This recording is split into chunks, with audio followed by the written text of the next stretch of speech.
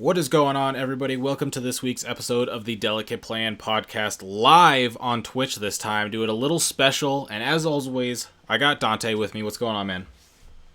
I'm all good, Pram. How you doing today, man? Always doing good, man. Just, me and you had to deal with a little bit of technical issues, which is all good, because now we're here. We get to talk about Digimon, right? Yeah, correct. That's why we came here, man. So, as you can see here, we have the, DigimonCard.dev up of BT7. So we're going to be talking about BT7 today. And since we are live on Twitch, we will be also going ahead and having later in the stream maybe answer some questions of things going on or maybe talk about some ideas with BT7. But getting into it, there's a lot to talk about with BT7. And I think the best place for us to start is going to be the Tamers. Oh yeah, the tamers in this set are, probably the focal point of the set.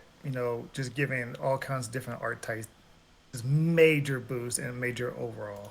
Yeah, we got a lot going on here. The thing about these tamers is that they have inheritables, which is really big. The fact that you can like put a hybrid on top of this, have an inheritable with that tamer that also the tamer has on plays. A lot of these like tamers are or there's hybrids in the set that work really well with these tamers or specifically with these tamers, especially with some of the bigger cards we're going to talk about later. But I guess to get into the set, it'll be best if we talk about the tamers because as we go through the colors, they're going to be coming up a lot. So we'll start here with Takuya. So, security, play this card without paying memory cost. Of course, that's how all the tamers are going to be. And we have main, once per turn, you may place 5 cards with hybrid in their form from your trash under this tamer in any order. To digivolve this card, Emperor Greymon in your hand by paying its devolution costs of this card, as if this card was a level 5 Digimon. So you get to go up into Emperor Greymon from the Tamer, and then you have plus 2k DP as the inheritable, and then if you have 10k or more DP, you get Sec plus 1. So this card is obviously meant for the Emperor Greymon, and we'll get a little bit into that, but what do you think about like putting cards in your trash under a hybrid to digivolve? I mean, I mean, that's a powerful skill because just bringing back so many Digimon that have inheritables themselves. We know that there are some good inheritables on some of these, hybrid Digimon. So just, Takuya being able to get something plus one security is over 10,000 more DP. I believe that's all the level sixes for red. Mm-hmm. So it's one of those things to where even if you start off hybrid and then go up into a different level six, giving something 2000 DP and plus one security is still strong in itself. Yeah, and I mean, since the inheritable gives plus 2k DP and you just need 10k or more, there's a probably good chance that you could even get this effect to proc on some of the ultimates just because of it's already given you that 2k DP boost. Oh yeah, definitely. I mean, really, Takuya is probably in my opinion the best red tamer that we have Mm-hmm. right now into the foreseeable future because that inheritable, all you have to do is go into a hybrid right on top of it, and you can start stacking whatever ultimate, or level 5 or whatever mega or level 6 Mm-hmm. on top of it, and what most likely, 9 times out of 10 it will always have some security plus one. So it's a great tamer. Yeah, I think it's a pretty good tamer. Speaking of pretty good tamers, Tommy. So, trash on play, trash the bottom 3 Digivolutions of one of your opponent's Digimon. It's a pretty decent effect. Trashing Digivolution cards has been not as strong in the past, but then we get to the inheritable of one of your opponent's or when attacking, one of your opponent's Digimon with no Digivolution cards can attack or block. So you trash the bottom 3 of one of your Digimon or your opponent's Digimon, and then when you Digivolve on top of this with a hybrid, you can make it so one of your opponent's Digimon with no sources can't attack or block, which is very strong itself, especially when we talk about some of the hybrids coming up in the blue when we get to that, because there is a specific hybrid that works really, really well with Tommy. Oh yeah, Tommy. Oh man, Tommy's insane. Being able to use it when you're attacking, so it really doesn't mean like on play. Oh, you have to play. Oh, you have to play it, or you have to pay the memory cost. It's one of the things to where you digivolve, draw a card, attack, and then make one of your opponent's Digimon not be able to block or attack until the end of their turn. Hmm. So it's such a great stun card, especially for blue.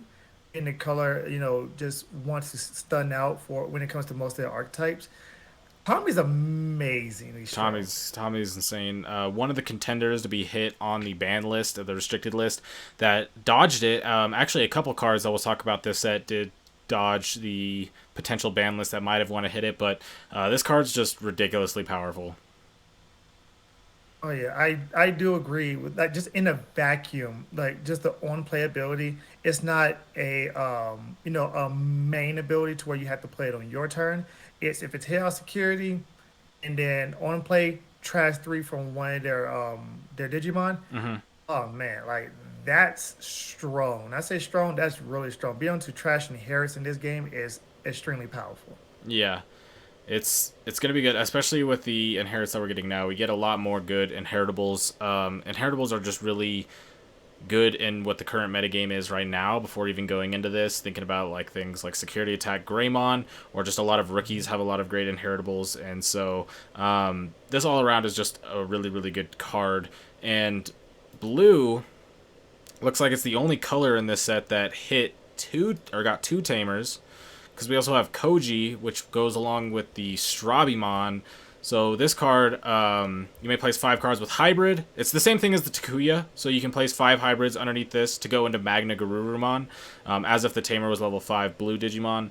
And then the inheritable, when effect adds a card to your hand, gain a memory, and then you can't be blocked for the turn. So essentially, we had Takuya warping us up into ancient, or what is it, ancient Greymon? Emperor Or no, not Greymon. ancient Greymon. It's Emperor Greymon. Sorry, Emperor Greymon, and then here we got Magna Garurumon. So another warp up. So we kind of already talked about this. This and Takuya, I think, are cards that we kind of will have to. It's good to know to talk about them now, so that once we get to these Digimon, we can kind of more assess what we think of these tamers. Yeah, and I just want to give everybody a side note. When it comes to Takuya, he brings them out the trash. Koji brings them out of your hand.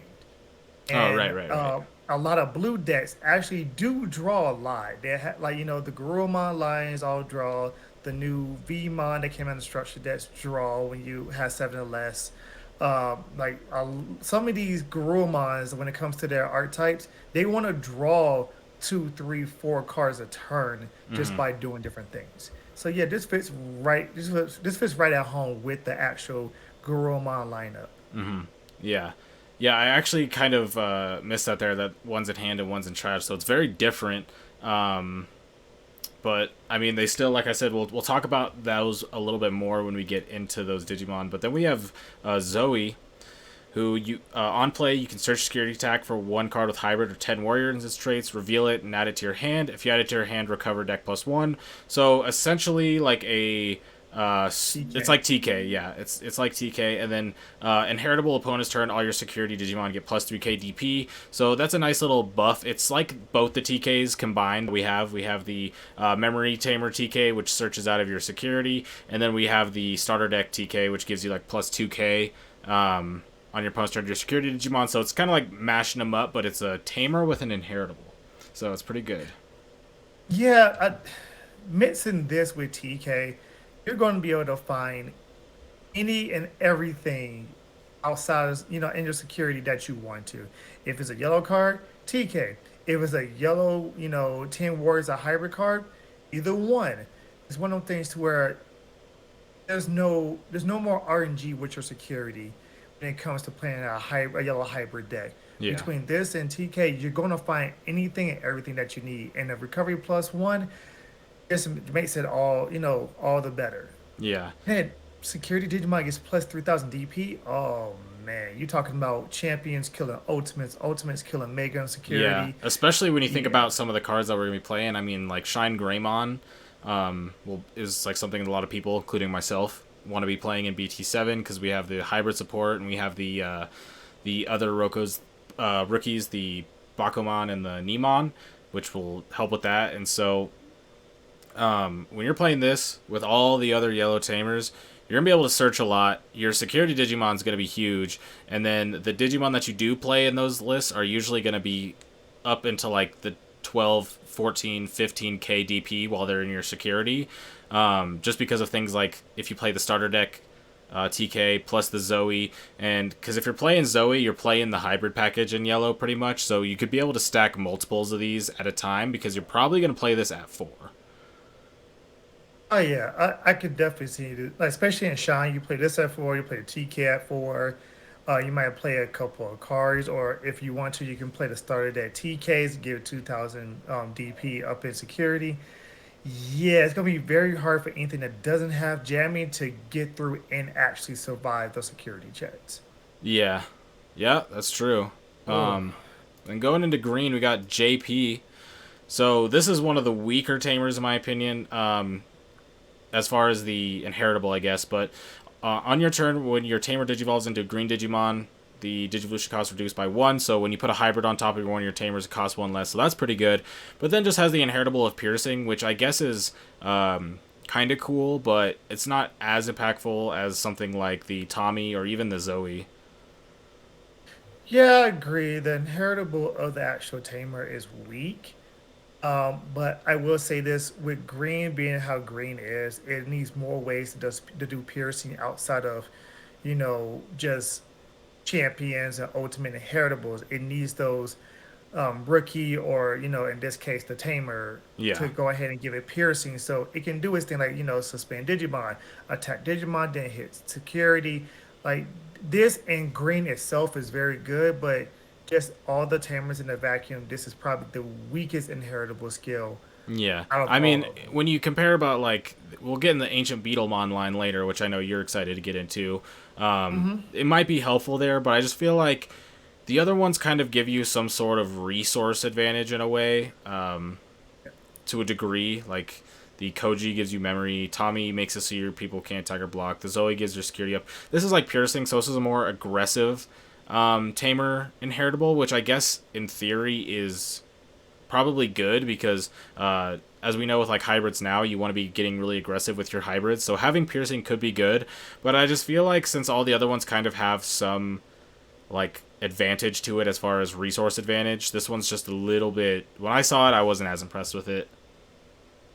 Yeah, to be honest with you, I same here.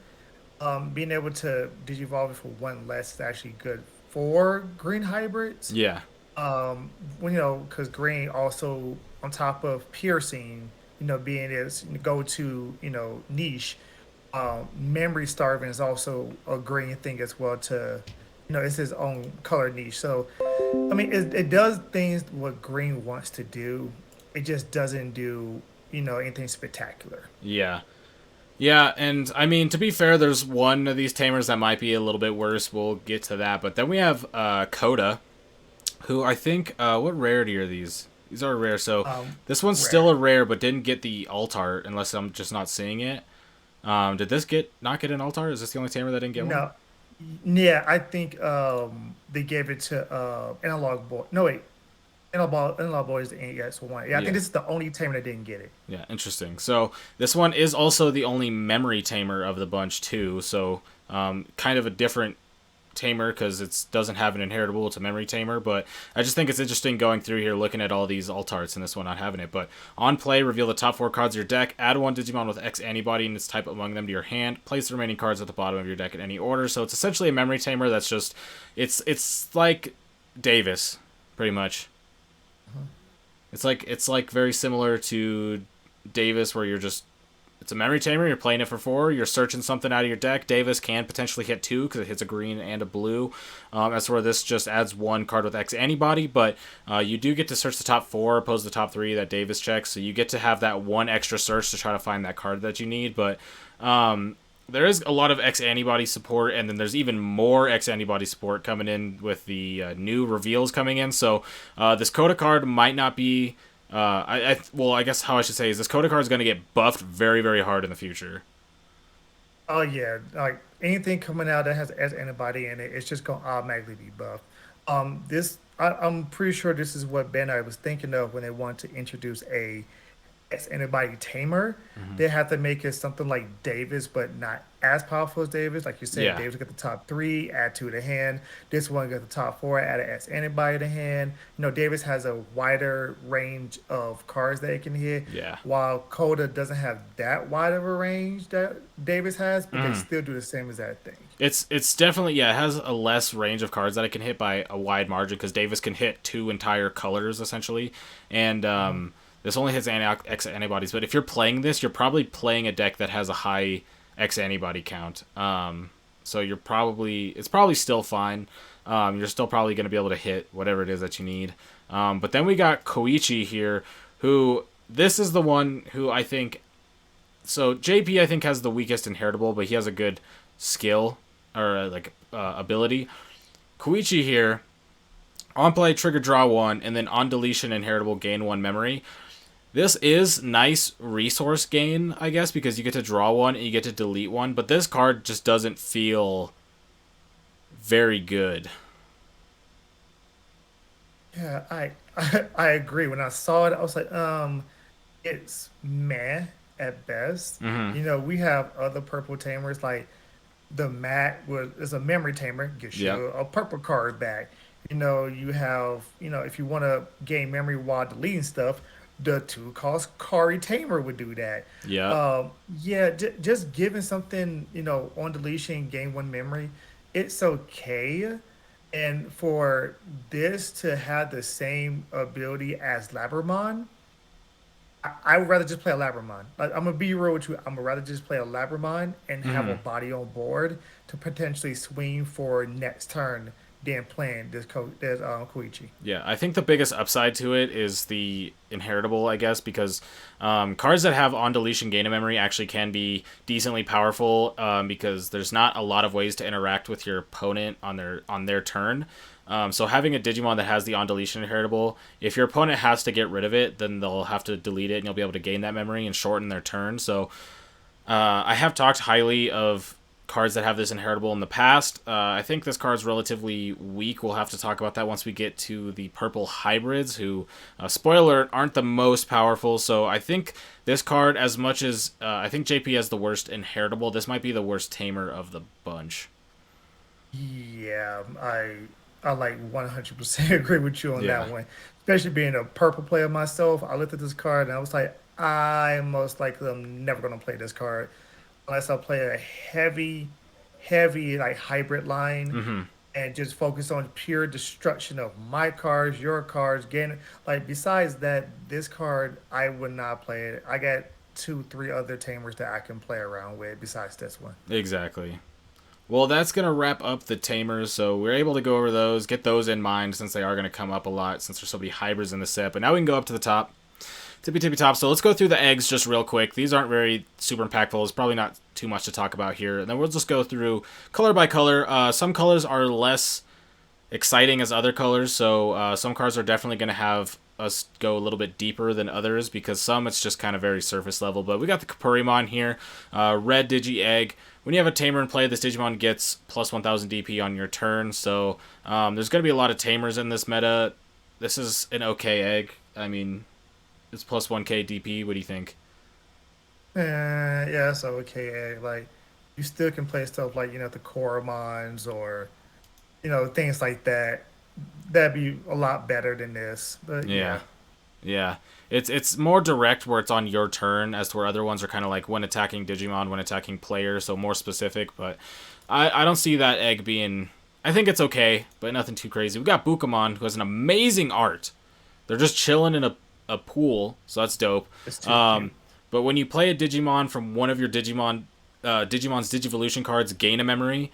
So we're going to be taking Digivolution sources underneath Digimon, playing them with other effects. So when you do that, you get to gain a memory. In the past, this sort of effect hasn't been the most powerful. It'll probably get more support as we go into the blue cards here, and then also in the future. So this could get a little bit better, but I don't think this is anything too game changing here. This is just a buff to BT1, Gurumon, and Nailbone. Yeah, Not Nailbone, but Kaiser Nails. Kaiser Nail, yeah. Yeah, that's all this is just a buff. Kusurimon, your turn. When this card is trashed due to activating this Digimon's Digiburst. One of your opponent's Digimon gets minus 1k DP for the turn. So this card is okay. We are going to be getting up into one of the Megas in yellow here where they do have a Digiburst. So this can be pretty useful, but giving minus 1k DP is both really good and both not amazing. We've seen it with like Pikmon and Koromon being able to give minus 1k DP when attacking, and thus have been very impactful, but that's in decks that have a lot more DP reduction on top of it. So if you're playing this in a deck that doesn't also play things like Starmons or maybe Shine Greymon or War Growlmon or things like that that also get minus KDP, 1k DP reduction is really, really insignificant a lot of the time. Yeah, I agree. I mean, they have to give it some kind of. They have to give Yellow some kind of Digiburst card. So here you go, Yellow. Here you go. Koromon, green Koromon.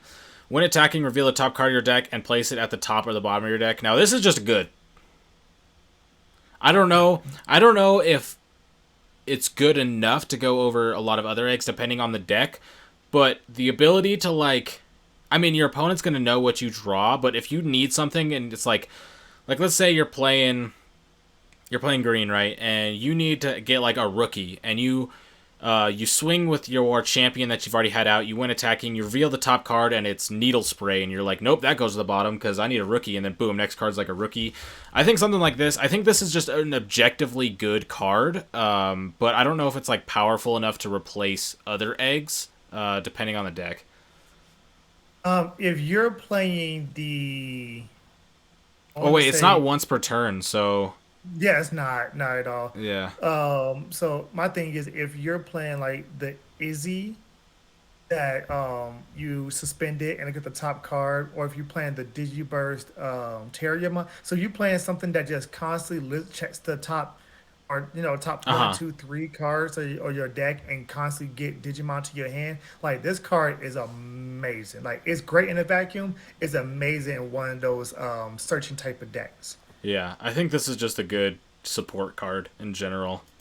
Dorimon, Black Digi Egg, your turn. Once per turn, one under your effects places a Digivolution card under this Digimon, draw one. So when you add a source to the bottom, you get to draw a card once per turn. Again, if you're doing that in your deck, which we will get into later in this set, then that's just a good card. Let's draw a card Yeah. every time you do that. If you're sticking around for a little bit, if you're playing something that you're not swinging in with, and you're just sitting there and it can't be deleted or something, you do this 2-3 times. I mean, that's pretty good value. Yeah, like it's a good digi egg, especially for as antibody stuff that's in that set and gonna be coming out later on. 'Cause that's all they do. But also, people remember it's under the Digimon that has this digi egg underneath it. Not any Digimon, but just the specific Digimon. Yeah. Kokomon. I loved Kokomon because of the movie, but you can reveal the top three, or when attacking, you can reveal the top three cards of your deck. Discard one Tamer card from among them. Return the remaining cards to the bottom of your deck in any order. So when you're first reading this, you're like, that seems awful because you're just revealing top three to trash a card. That can be good if you're trying to get up in trash, but we do have cards later in the set that can recycle tamers from the trash. So this card isn't as bad as it might seem on paper when you don't know the rest of the context, but I still don't think this card is that amazing.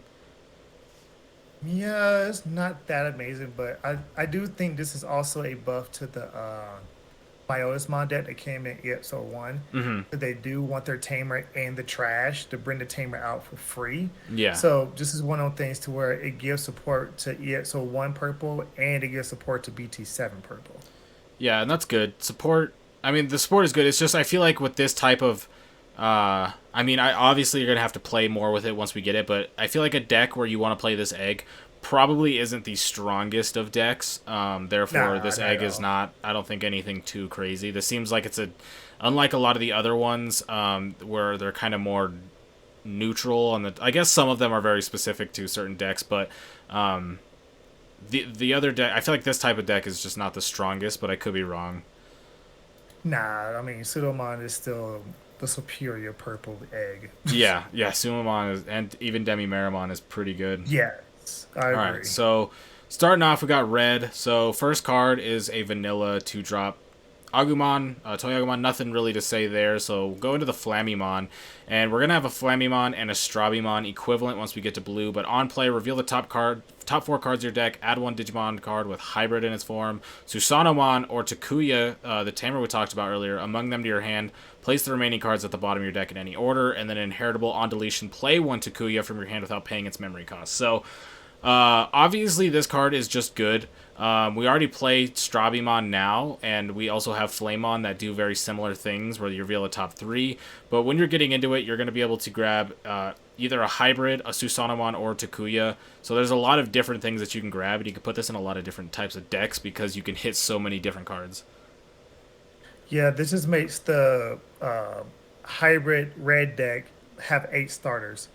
Like between the other Flamemon and between this Flamemon, it now you have 8 starters that you can go ahead and work with to get any Uh huh. hybrid that you really want to. This one gets Sakuya or Susanomon as well. Like yeah, like they're making this deck way more consistent. Yeah, and I mean this Flammemon's going to be good. The on deletion is also very powerful too because it's rookies. A lot of times have more like their inheritables aren't as much playthings inheritables. They're kind of like draw a card, gain a memory, or like with the new EX1 Gabu Agu, you have like reveal the top 3. This is just on deletion, play something from your hand, and you get the effect of Takuya as well. So this is a good card, and like I said, there'll be a equivalent later that we'll talk about. Huckmon. So Huckmon for the Jesmon deck that will be around for one more format is when attacking once per turn, inheritable. Reveal the top 5 cards of your deck. Add all cards with Sistermon in them to your in their names among them to your hand, and place the remaining at the bottom of your deck. So this card is really good because it says add all cards with Sistermon in their deck, and since we're getting new Sistermon in this set, you can really hit like 3-4 cards off this card. Yeah, I think this is a extremely good. It's a necessary card when it comes to Jesmon. Like you play, 4 of these. You play 4 of the other Hawkmon, and just being able to get all your Systemons to your hand, so you can then spill them onto the board, or if there's something that allows you to pitch a card, you got a Systemon that you can bring back with Jesmon when you attack. Like this is a necessary card when it comes to Jesmon. Yeah, you're playing this for sure. I don't know. I mean, with the current Just list, you kind of play a lot of like other random value cards. Like it's not random, but like Guilmons or like Biomons, stuff like that. And you could easily replace those with the Huckmon because not only is this another Huckmon, which means that you get more searches off of the cards that search for Huckmons, but you also get a well, I guess not like a fully anti-brick inheritable, but you get a consistency inheritable, and that's always going to be good. Yeah, and that's the problem with Jesmon. Me and you both know the consistency of building up your stack and being able to, just get Jesmon fully powered up is very, very hard to do. And having the Systemons not be able to be, played on board because you don't have the Systemons in your hand. So yeah, it's starting to plug in the holes. That's all it does. Yeah, and that's good. They need their holes plugged before they just completely rip the bottom off with the saviors. Yeah. Um, let's see here. We got Tuskmon. When digivolving, one of your Digimon gets plus 2k DP for the turn. I don't think that's going to get any use. Go into Yeah. Burning Greymon. You may digivolve this card from your hand onto one of your red tamers as if the tamer was level 3 for the digivolution cost of 2. And that's important because this is a 3 to digivolve from level 3. So instead of having to pay 3 like we would with the current Burning Greymon or like Kendo Garurumon, you're only digivolving for 2 if it's on top of a tamer. And the difference between 2 memory and 3 memory is always going to be a lot. But when digivolving, if this Digimon's Digivolution cards has a hybrid in its form, because you can digivolve on top of level 4s for 1, so you could digivolve on top of a level 4 hybrid or one of the level 3 hybrids to get this effect. Or if you have Takuya, delete one of your opponent's Digimon with 4k DP or less. What do you think about this, Dante? I think it's a very good card. I just wish it said 5K DPLS so it could hit them, Oh, pesky tamers. the I know difference between pesky 4 to 5k blockers. DP is huge. Yeah, them pesky one cost blockers like really is a pain in a Mm-hmm. lot of people's butts. Yeah. So, but I mean, overall, it's a good card. I just hate that it doesn't synergize with Nokia. or or Ty, Marcus or Marcus. Ty. Yeah. Yeah, I I mean, that's the get problem lore with wise. Kendo. I mean, I be playing a bunch of Bond of Friendship, and I got the Kendos in there. If I could digivolve Kendos and raising and promote and get the tie boot or the map boost, I would be ecstatic. But unfortunately, translation errors say otherwise. Yeah, I know it. I mean, it has something to do with the lore, and I'm like, I guess I just make it all applicable. Like, come on now. So next up, we got the Metal Greymon here with the absolute banger alt art of that's going to be on the front of the packs.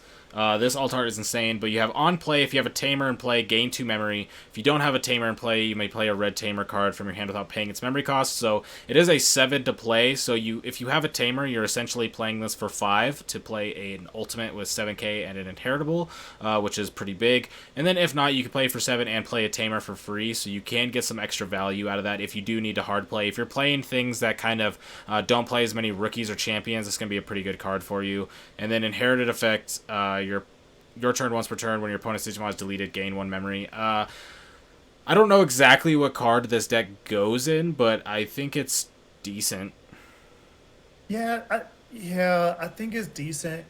I'm thinking of maybe the red, yellow, shine Greymon decks. You can probably throw this in because what it does is for 5, you get a body on board and you get to play something like a tie or some like some big cost memory tamer for free instead of spending 8 9 memory. You're only spending 7 memory, and if you ever have a tamer, you're spending 5. So it's some I get like it's a little niche of a card, but yeah, I I think as the far fact as that it's a level, I applications, think it's that it's a 5 drop, a 5 drop in theory. Metal ultimate with an inheritable does give it a lot of use because if we think about the 5 drop ultimates that we have now, like Sirenmon for example, they don't have inheritables.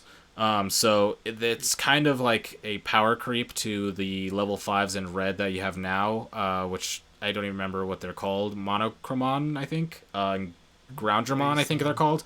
Yeah, But this one you get inheritable. So if you're looking to hard play things for 5, then this is probably going to be your go-to option. yeah. I mean, the inheritable is it's an inheritable. It's decent. Yeah, I You mean, yeah, it's an okay inheritable, but it is in itself an inheritable. So it's if you're looking to play 5 drop level 5, this is probably your card, right? yeah, for the most part. And I mean, it looks really good if you get the altar. I mean, this I'm all about this. The Garudamon and the XVmon in the back, I'm all about it. Oh yeah, that area V mon looks nice, man. Aldemon. So once again, you can a ultimate or not once again. I guess for the first time, it'll hit once again once we get to other colors. But when your Digimon that has Tamer cards and its Digivolution cost would Digivolve into this card in your hand, reduce the Digivolution cost by 2. So it is a 3 to Digivolve ultimate. But if you have a Tamer in your Digivolution source, it's a 1 to Digivolve ultimate because you get to reduce the cost by 2. And then when Digivolving, if this Digimon has a Digimon card with Hybrid in its form and its Digivolution cards, this Digimon gets plus 4k DP for the turn, and then inheritable, your turn, while this Digimon is Hybrid form or 10 Warriors type, option cards checked by this Digimon do not activate their security effect, so a delicate plan and an inheritable. I think this card is sick. Yeah, I mean, I'm just gonna say it now.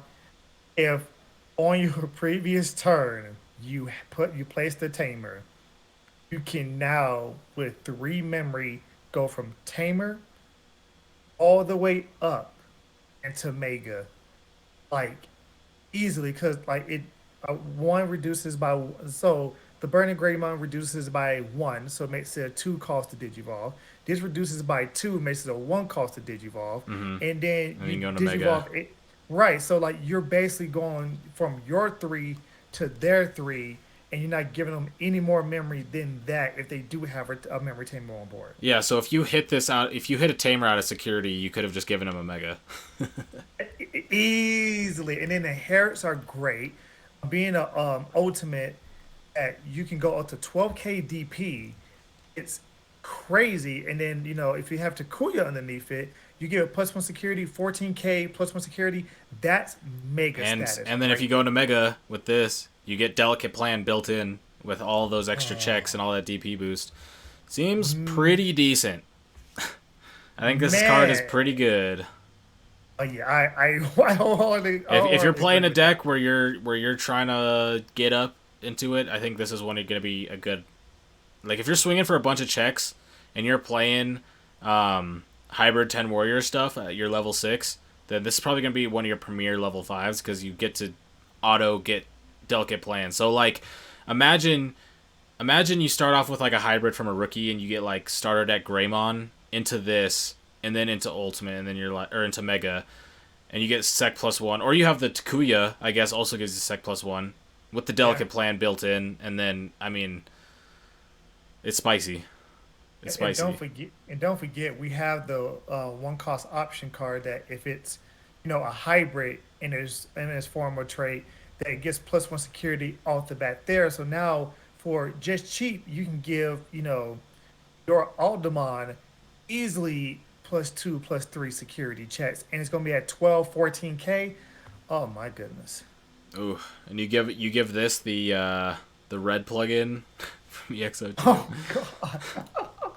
Oh man, you be hitting all security checks with Oh, that. I love it. All right, next up we got Avenge Kidmon, and this is a card that I was actually interested in talking about because it is three Musketeer support in a future set. So when playing this card from your hand, reduce its cost by 1 for each option card in you and your opponent's trashes. So if you got a bunch of option cards in your trash, like a three Musketeer, it's like Beelstar, but also your opponent's option cards, and they don't have to be 7 drops. You could drop this for pretty cheap, and then on play, return all cards with 3 Musketeers and their traits, and all option cards for both players' trashes to the bottom of the owner decks.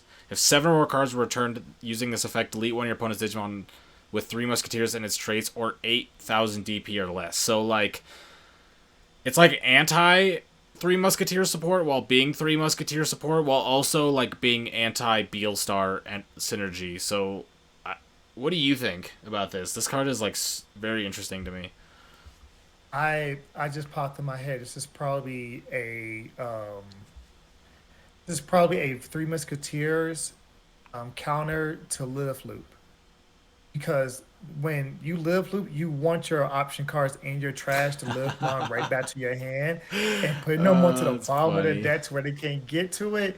Yeah, that's gonna So be yeah, so harsh. you could just not even count this as a Three Musketeer card. It's just like this could just be an anti-option deck card, like Yeah, anti-purple 100%. card almost. Yeah, yeah. Like purple want, like they want this stuff in trash to bring it back to their hands, so they don't have to worry about it. Yeah, just play this and That's put pretty everything to the funny. bottom of the deck. I didn't even think about that. That's pretty funny. Yeah, this card is interesting. I don't think there's really much else to say about it, but that card is very interesting.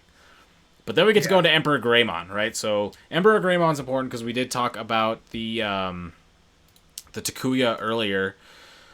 So when digivolving, you have Blitz. So Blitz support, which can we already have some cards in the game that support Digimon with Blitz. So you could take this a whole nother direction if you don't go from Takuya and you just build up. But we have your turn once per turn. When this Digimon is blocked, unsuspend the Digimon and gain 1 memory for each Digimon card with hybrid in its form in this Digimon's Digivolution cards.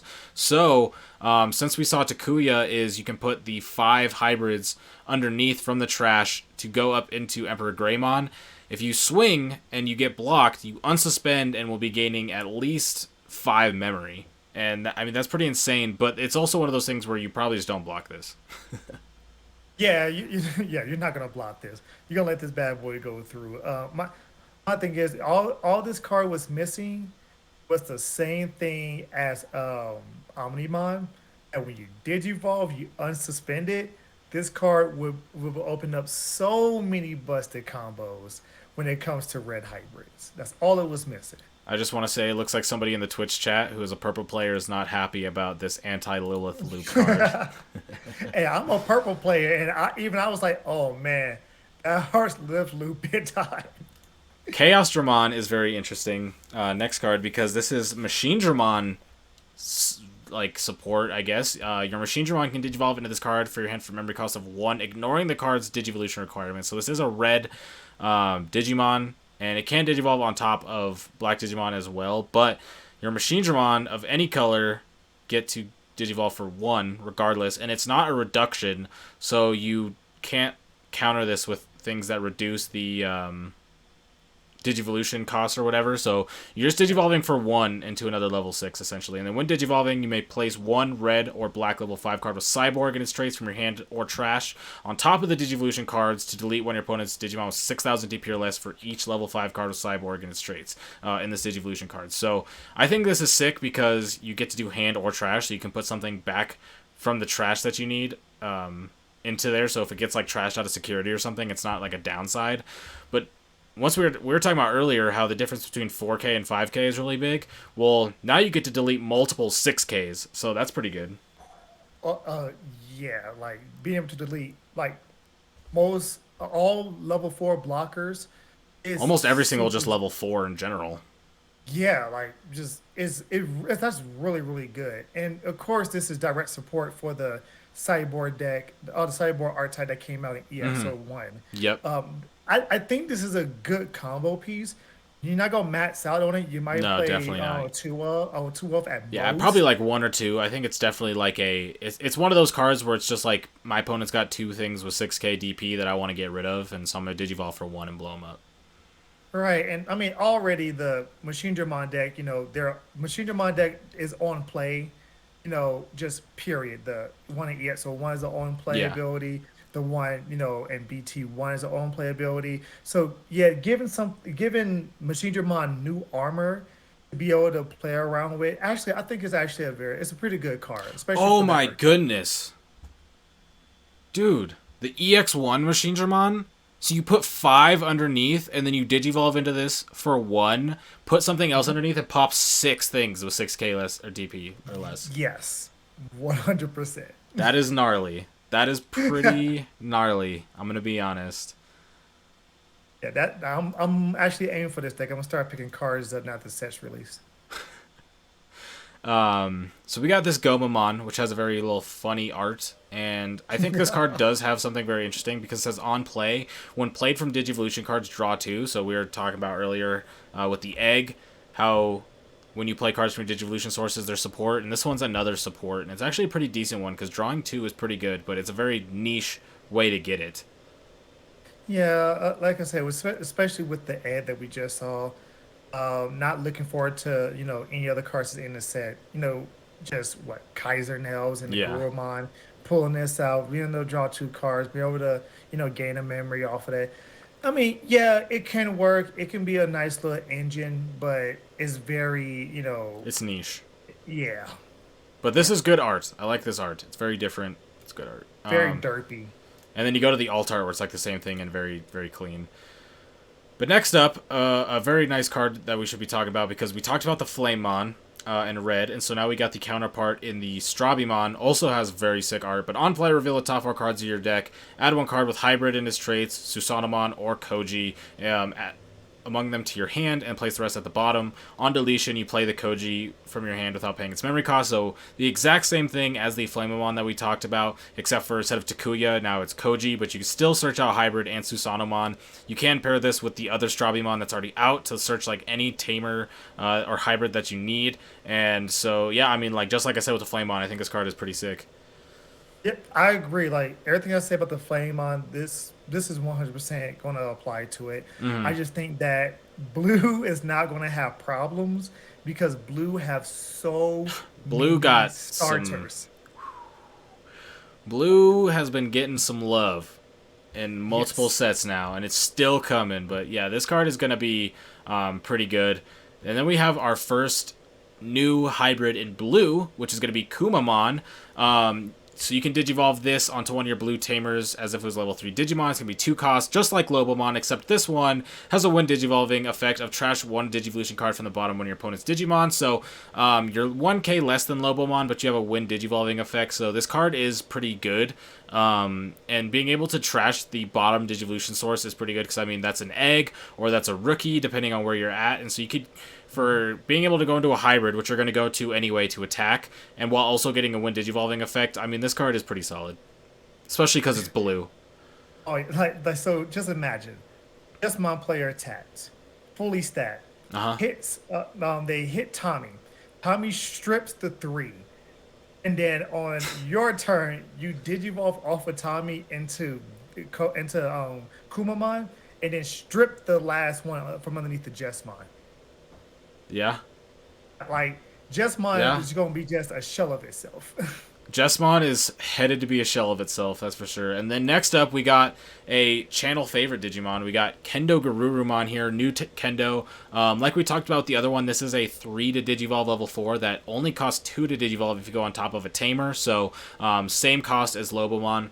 When Digivolving, if a card with Hybrid in its traits or Koji is in these Digivolution sources, this Digimon gains jamming for the turn. So it's essentially a 6k hybrid that will give you jamming if you have Koji. So I think this is pretty staple for blue. Just keyword jamming, and that's kind of just all it is. Yeah, I think this replaces the older Kendo Garurumon when this comes out because it's cheaper to Digivolve from a Tamer instead of 3. It's a 2. Yeah, they're, I think they're it's very different because the definitely Kendo now has like a different effect. I think it depends on how rookie based, like because Kendo's really good in this meta right now because it's very rookie based with the Bond decks. Even Jesmon is very rookie based because you play hard play things like Huckmons. So the Kendo's good there, but if you don't have as rookie based of a format, then this Kendo's going to be way better because if you're building up, because like for example, Imperial Dramon in set and BT5, we it was really good because jamming was really good because everything was very Digimon based. As we're in like BT6 EX1, we have a very option based meta. So jamming isn't as powerful, but once you get back into a meta where it's more Digimon based, jamming is an insane keyword. So being able to have this on a as a hybrid is, I mean, blue is good. yeah, Blue is good. yeah. Jamming's good. Jamming's good. Jamming's good. And then here we go.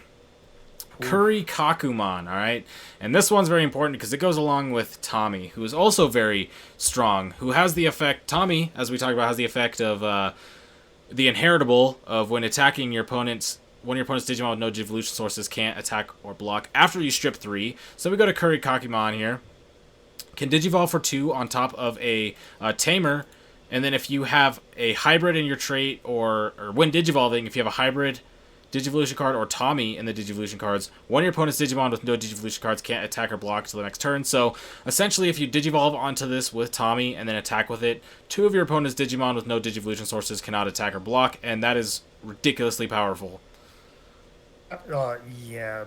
It basically it's paying homage to Leomon, just making it more powerful, making it more consistent, making it cheaper to go ahead and do the thing.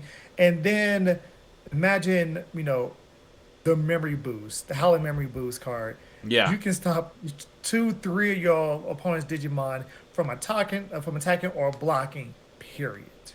yeah.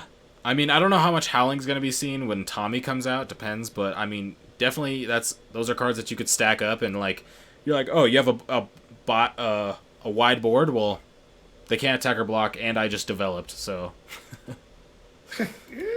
so that card's pretty good. Dai Penman is a card that I wanted to talk about because it's super interesting because it's like almost a pseudo Hexablow. So you have when Digivolving, 3 to Digivolve Ultimate. When Digivolving, your opponent for each Digimon your opponent has with no Digivolution cards, draw 1. So you can draw a lot of cards, which is nice. But the interesting thing is opponent's turn. While a card with hybrid in its traits is in this Digimon's Digivolution cards, none of your opponent's level 3 Digimon can attack. Anti-rookie rush. Anti-rookie rush, very much so. You're going to have to Yeah. spiral this away, but unlike Hexablow, it's only an ultimate. You get, if this is like, I mean, this is super anti-rookie rush because it's just like, oh, when Digivolving, you have 4 dudes. Okay, I'm going to Digivolve, draw 4, and they can't attack. Seems It doesn't pretty even decent matter. value. It doesn't even matter because you're like, oh, I can't attack. Okay, so okay. I only play like 4 or 5 champions in this deck, so yeah, that's not gonna work. Nah. Yeah, this card is super interesting. Um, I think it's good. I think it's good. I think it's good. Draw power is good for it. It's good, and it's just like I said, it's like a pseudo Hexablow, so it's very interesting. Beowulfmon. So a we had this equivalent with the Aldemon, so you can reduce the Digivolution cost for 2 as an ultimate, so you'll Digivolve for 1 if you have a Tamer card in the Digivolution sources. And then when attacking, you may return one Digimon card with hybrid in its form with this Digivolution's cards to your hand to return one of your opponent's level 4 lower Digimon to its hand. So essentially, you can attack, add a level 4 hybrid back to your hand, bounce back a level 4, so something like a blocker, or maybe even just Hmm. another hybrid. I think this card's okay. I don't think it's as crazy as the Aldemon in my opinion, but you do get to bring back a hybrid into your hand, and when you're trying to like cycle hybrids, it's pretty good. Yeah, especially if you have multiple tamers and you kind of trying to swing in for game and they have a pesky blocker. So you attack, bounce back, be able to hit, and then go into another hybrid. Or the same hybrid you bounce back like a Kindergarurumon and being able to swing in possibly again from another tamer. So I can see the potential of, this being a game ender Uh huh. in a sense. But I mean, besides that, yeah, I think in blue, this might be a meh card. It's feeling pretty meh to me. I think it's you can build up quick to it because you can digivolve for one, so you can kind of Yeah. ramp up pretty quick. But as far as the effect itself, I don't think it's doing anything too crazy. Didn't the Aldemon have an inheritable? Yeah, the Aldemon also has an inheritable, and Yes. this doesn't. So, Yes. So they nerfed it pretty hard. so yeah, so that card is. I don't think that card's that good. I think I don't know. Yeah. That's not doing anything for me really. Wargarurumon though, a nice looking SR here. Hmm. On play, if you have a Tamer card in play, gain 2 memory. So this is like the Metal Greymon that we looked at. You get to gain 2 memory from a Tamer in play. And if you don't have a Tamer in play, you may play one from your hand without paying its memory cost. So once again, it's going to be good if you're playing 5 drop ultimates and you are also playing Tamers. It's probably going to be a decent card for you. Also have the inheritable of your turn once per turn. When this Digimon is unsuspended during your main phase, gain 1 memory. So potential like Imperial Dramon support. There's a lot of other things that can unsuspend, but this card I think is pretty decent. Kind of the same things that we talked about with Metal Greymon I think kind of apply here. Yeah, I do agree with that. I know this is probably a tad bit more powerful just because of the starter deck Meta Garurumon. It unsuspends itself. Uh huh. So you can guarantee that you get 1 memory Yeah. without having to really depend on anything else. So it's one of those like niche type of level sevens, kind Hmm. of like how the Metal Greymon is. It's pretty niche in what it does. But I mean, it can see play, but 9 times out of 10, it won't. Yeah, I think this is kind of one of those decks where it's or one of those cards where it's kind of going to be dependent on what you're playing, if it's going to be good or not. But it's still one of those things where it could potentially have use just off of being a 5 to drop ultimate. But the inheritable is a little more restrictive because you have to unsuspend on your main phase, not your unsuspend phase. So Right. Waymon though, Waymon was a card that I wanted to talk about because we talked about the Gomamon earlier with the when it's played from a source, you get to draw 2. So we have Waymon on play. You may play one level 3 Digimon card from one of your Digimon's Digivolution cards as another Digimon. If you do, you may place one blue Digimon card from your hand at the bottom of one of your opponent's Digivolution cards. So you can take out the Gomamon from one of them, draw 2, and then you can put another card underneath as another Digivolution source if you want to get a different inheritable. It just says any blue Digimon card, so you could put a pretty good inheritable in there, but you do have to Mhm. on play this for 8 to make it happen. But I did think this card was interesting because of the Gomamon that we talked about earlier. Yeah, I mean, of course, little spoiler alert, it gets a lot better. Mm-hmm. But then in vacuum, it's like, yeah, okay, you're telling me I had to pay 8 for a Kaiser now. I could just pay 4. Yeah, and it's only 3. It's only level 3 Digimon, not 4 or less. Yeah, it's okay in a vacuum. Like it's like nah, it needs to be a combo piece. It's definitely a combo piece. Yeah, it's got to get need a little bit more support. But then we got King Waymon, so we're getting real big. We're getting a mountain for a mouth.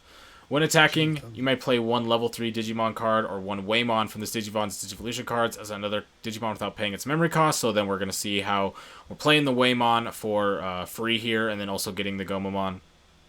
And then your turn when you play a Digimon from one of your opponent's Digivolution cards, or Oh, from one of your Digimon's Digivolution cards. I read that wrong. Return one of your opponent's level 4 to lower Digimon to its owner's hand, and then trash all the Digivolution cards. So, I mean, this card is good support for if you're playing that Waymon type stuff, but it's also just kind of niche in general.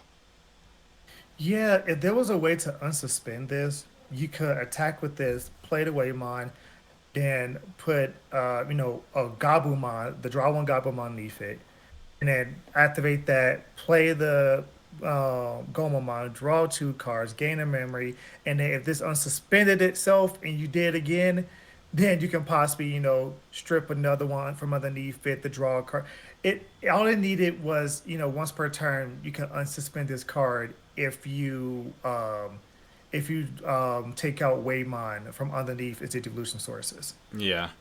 I mean, That would have made technically, it you could good. unsuspend this with the Magiramon, but you'd have to. Yeah, I feel like it's so convoluted to set that up because you'd have to play another Waymon, so that way you could put a Magiramon underneath this. So then right. when you attack, you can play the Waymon and then unsuspend and then do it again. So it's a little niche, but I think this card could like it's kind of it's just niche. I don't think there's really much to say to it. This isn't going to be anything meta defining. It's just kind of somebody's going to build this and somebody's going to pop off with it a couple times, but I don't think it's going to go too crazy.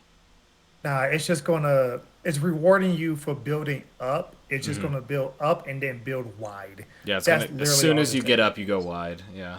Yeah. Well, it's okay, I guess. But then we got Magna Garurumon. So this is going to go along with the Koji, because you put 5 hybrids underneath from your hand to go Hmm. up into Magna Garurumon. So when digivolving, when attacking once per turn, you may return one Digimon card with hybrid in its form from this Digimon's Digivolution cards to your hand, to return one of your opponent's Digimon with the same level as that card to its owner's hand. So that's pretty good, because you could put back a level 4, level 3, a level 5, even a level 6, because you could technically put a Magna Garurumon underneath with Koji's effect, if I'm not mistaken, because it is a hybrid. Yes. So you could Yes. even add that back to your hand and then delete a level 6. So this is a super powerful effect. And then you also have your turn once per turn when your hand is increased by an effect, or when your hand size is increased by effect, unsuspend one of your Digimon. So whenever you play something that's going to allow you to bring it back into your hand, like this effect, you're going to also be able to unsuspend one of your Digimon. So you can swing, add a hybrid back to your hand, pop something, and then since it added back to your hand, you get to unsuspend. Seems pretty good. Oh yeah, I think Managaruamon is going to be one crazy card. Like I do like it. And you can even draw and get this ability. Hmm. So like just increasing your hand size, period. Yeah. So And yeah, like you can have withdraw effects. somebody's gonna pop off with a red blue hybrid deck. Somebody's gonna pop off because this says hybrid, not just blue hybrid, but any hybrid. Oh, that is true. That is interesting. You'd have to play the multiple colors, but that's I mean, interesting. I because haven't you, thought about that. I think yeah, because it's not specific, that does open up the possibility for that. yeah, I mean, I may be mistaken, but I believe also, a lot of the older strawberry mons and older flame mons, I believe it was hybrid as well, and not specific hybrids. Yes. If not, you know what I'm saying? So that way, their way, you already got your starters. You play like 6, 7 strawberry mons, 6, 7 flame mons, and between anything, you can hit anything really that you want. That'll be yeah. Seems pretty consistent. I'm excited to play Magna Garurumon. This is something that I'll be testing out 100%. Blue hybrids. This card's just sick. It has a really good effect, and I like the blue megas that can unsuspend when attacking. Oh yeah, that's why I like Metal Guruma so much. Mm-hmm. All right, then we got Ancient Mega Theriamon. So Ooh, that's a it's a mouthful. mouthful. Yeah, it's a mouthful and a half. One Digivolving for each card with hybrid in its traits in this Digimon's Digivolution cards. Trash one Digivolution card from the bottom of each of your opponent's Digimon, then draw a card for each Digimon your opponent has with no Digivolution cards. Or draw two. So you trash. So let's say you have like 2 hybrids in here. You trash the bottom 2 of all your opponent's Digimon. Then for each Digimon with no Digivolution cards, you draw 2. So if they have 3, you're drawing 6. Um, I mean, Zulamon just got power crept. yeah. Also has on deletion. You may play one blue level 4 lower card with hybrid in its trait, so it has the Ancient Garurumon on deletion. But this thing's a 5 to Digivolve. other cards that have 5 to Digivolve, let's take like Nidhogg, for example, or like Ancient Troymon. They have, I think, stronger abilities than this. The stripping of sources does work in this format, but there's a lot of cards that are lower level and lower cost that can strip almost a little bit better than this. So I think this card is also just one of those random niche rares that you get with like each color in each set. I think it can potentially have some use as like a one of in some deck, maybe if you're playing a bunch of hybrids. But I think this card is not the greatest. No, this is one of them. So this is one more like a support mega. Um, I think the best would be a Hexablow deck with with the hybrid support and this as a complementary mega. Because once Hexablow is on board and you stack up and drop this, yes, it's a 5 cost and you put your opponent to 5, but then you strip everything from underneath all their Digimon and you draw 2 for all those cards and they can't attack nor block because of Hexablow. Yeah, I think, like I said, I think it could potentially work, but it's not anything that I'm too crazy about. So now getting into yellow. So we have Harrismon. Not much to really say here. It has your turn when this card is trashed due to activating a Digimon's Digiburst. Return this card to your hand. So we have this in like Lalamon and other cards. So now we just get a yellow one. It will work with the Megas, but this card's just... It just is. You know, it works with Digiburst stuff, but not anything too crazy, I don't think. Nah, I mean the alternate art, it looks amazing. The alternate art is it's like a amazing. purple Sonic. I Yeah. love it. Pulsemon, if you have 3 security cards, or it's inheritable when attacking once per turn, if you have 3 security cards, gain 2 memory. So if you're playing those type of decks, those Pulsemon decks where you're exactly at 3 security, then this card is going to be pretty sick. But from what I've noticed, a lot of the decks where you're trying to stay at 3 security, I mean, you do get support, as we'll see later, for being at 3 security, but this is just an effect that is so easy for your opponent to manipulate for you to not get it that it's not as consistent. But if you have 3 security cards and you're attacking with this, you're getting huge value. Oh yeah, I mean you already know some random yellow deck is going to try to put these Postmons in just for the +2 memory on the 3 security part. Because you can now manipulate a lot easier with the support coming in BT7. Yeah, exactly. All right. It's like Bulkmon. Pokemon. Got it. Get the Pulsemons, you got to get the Bulkmons. Well, you have 3 or more security. Opponent's turn, while you have 3 or more security, this Digimon gains blocker. So it's a blocker inheritable for yellow, which I think is pretty huge. And the fact that it's 3 or more security instead of just being exactly 3 security is pretty huge. I think this card is very good, especially because it's also a 4-drop champion. So in a lot of decks a lot of yellow decks can get to the point where they tend to not play a lot of rookies. And if you do have that problem, you can just play this Bulkmon for a 4-drop champion to kind of skip the rookie phase while having a pretty sick inheritable. Oh yeah, oh man, the inheritable being able to give really anything that's ultimate a mega or even a level 7 mega, blocker where you can kill any Digimon that try threatening you. Oh yeah, this card is actually pretty good. I think it's above average. I think this card's pretty good, for sure. It's definitely good.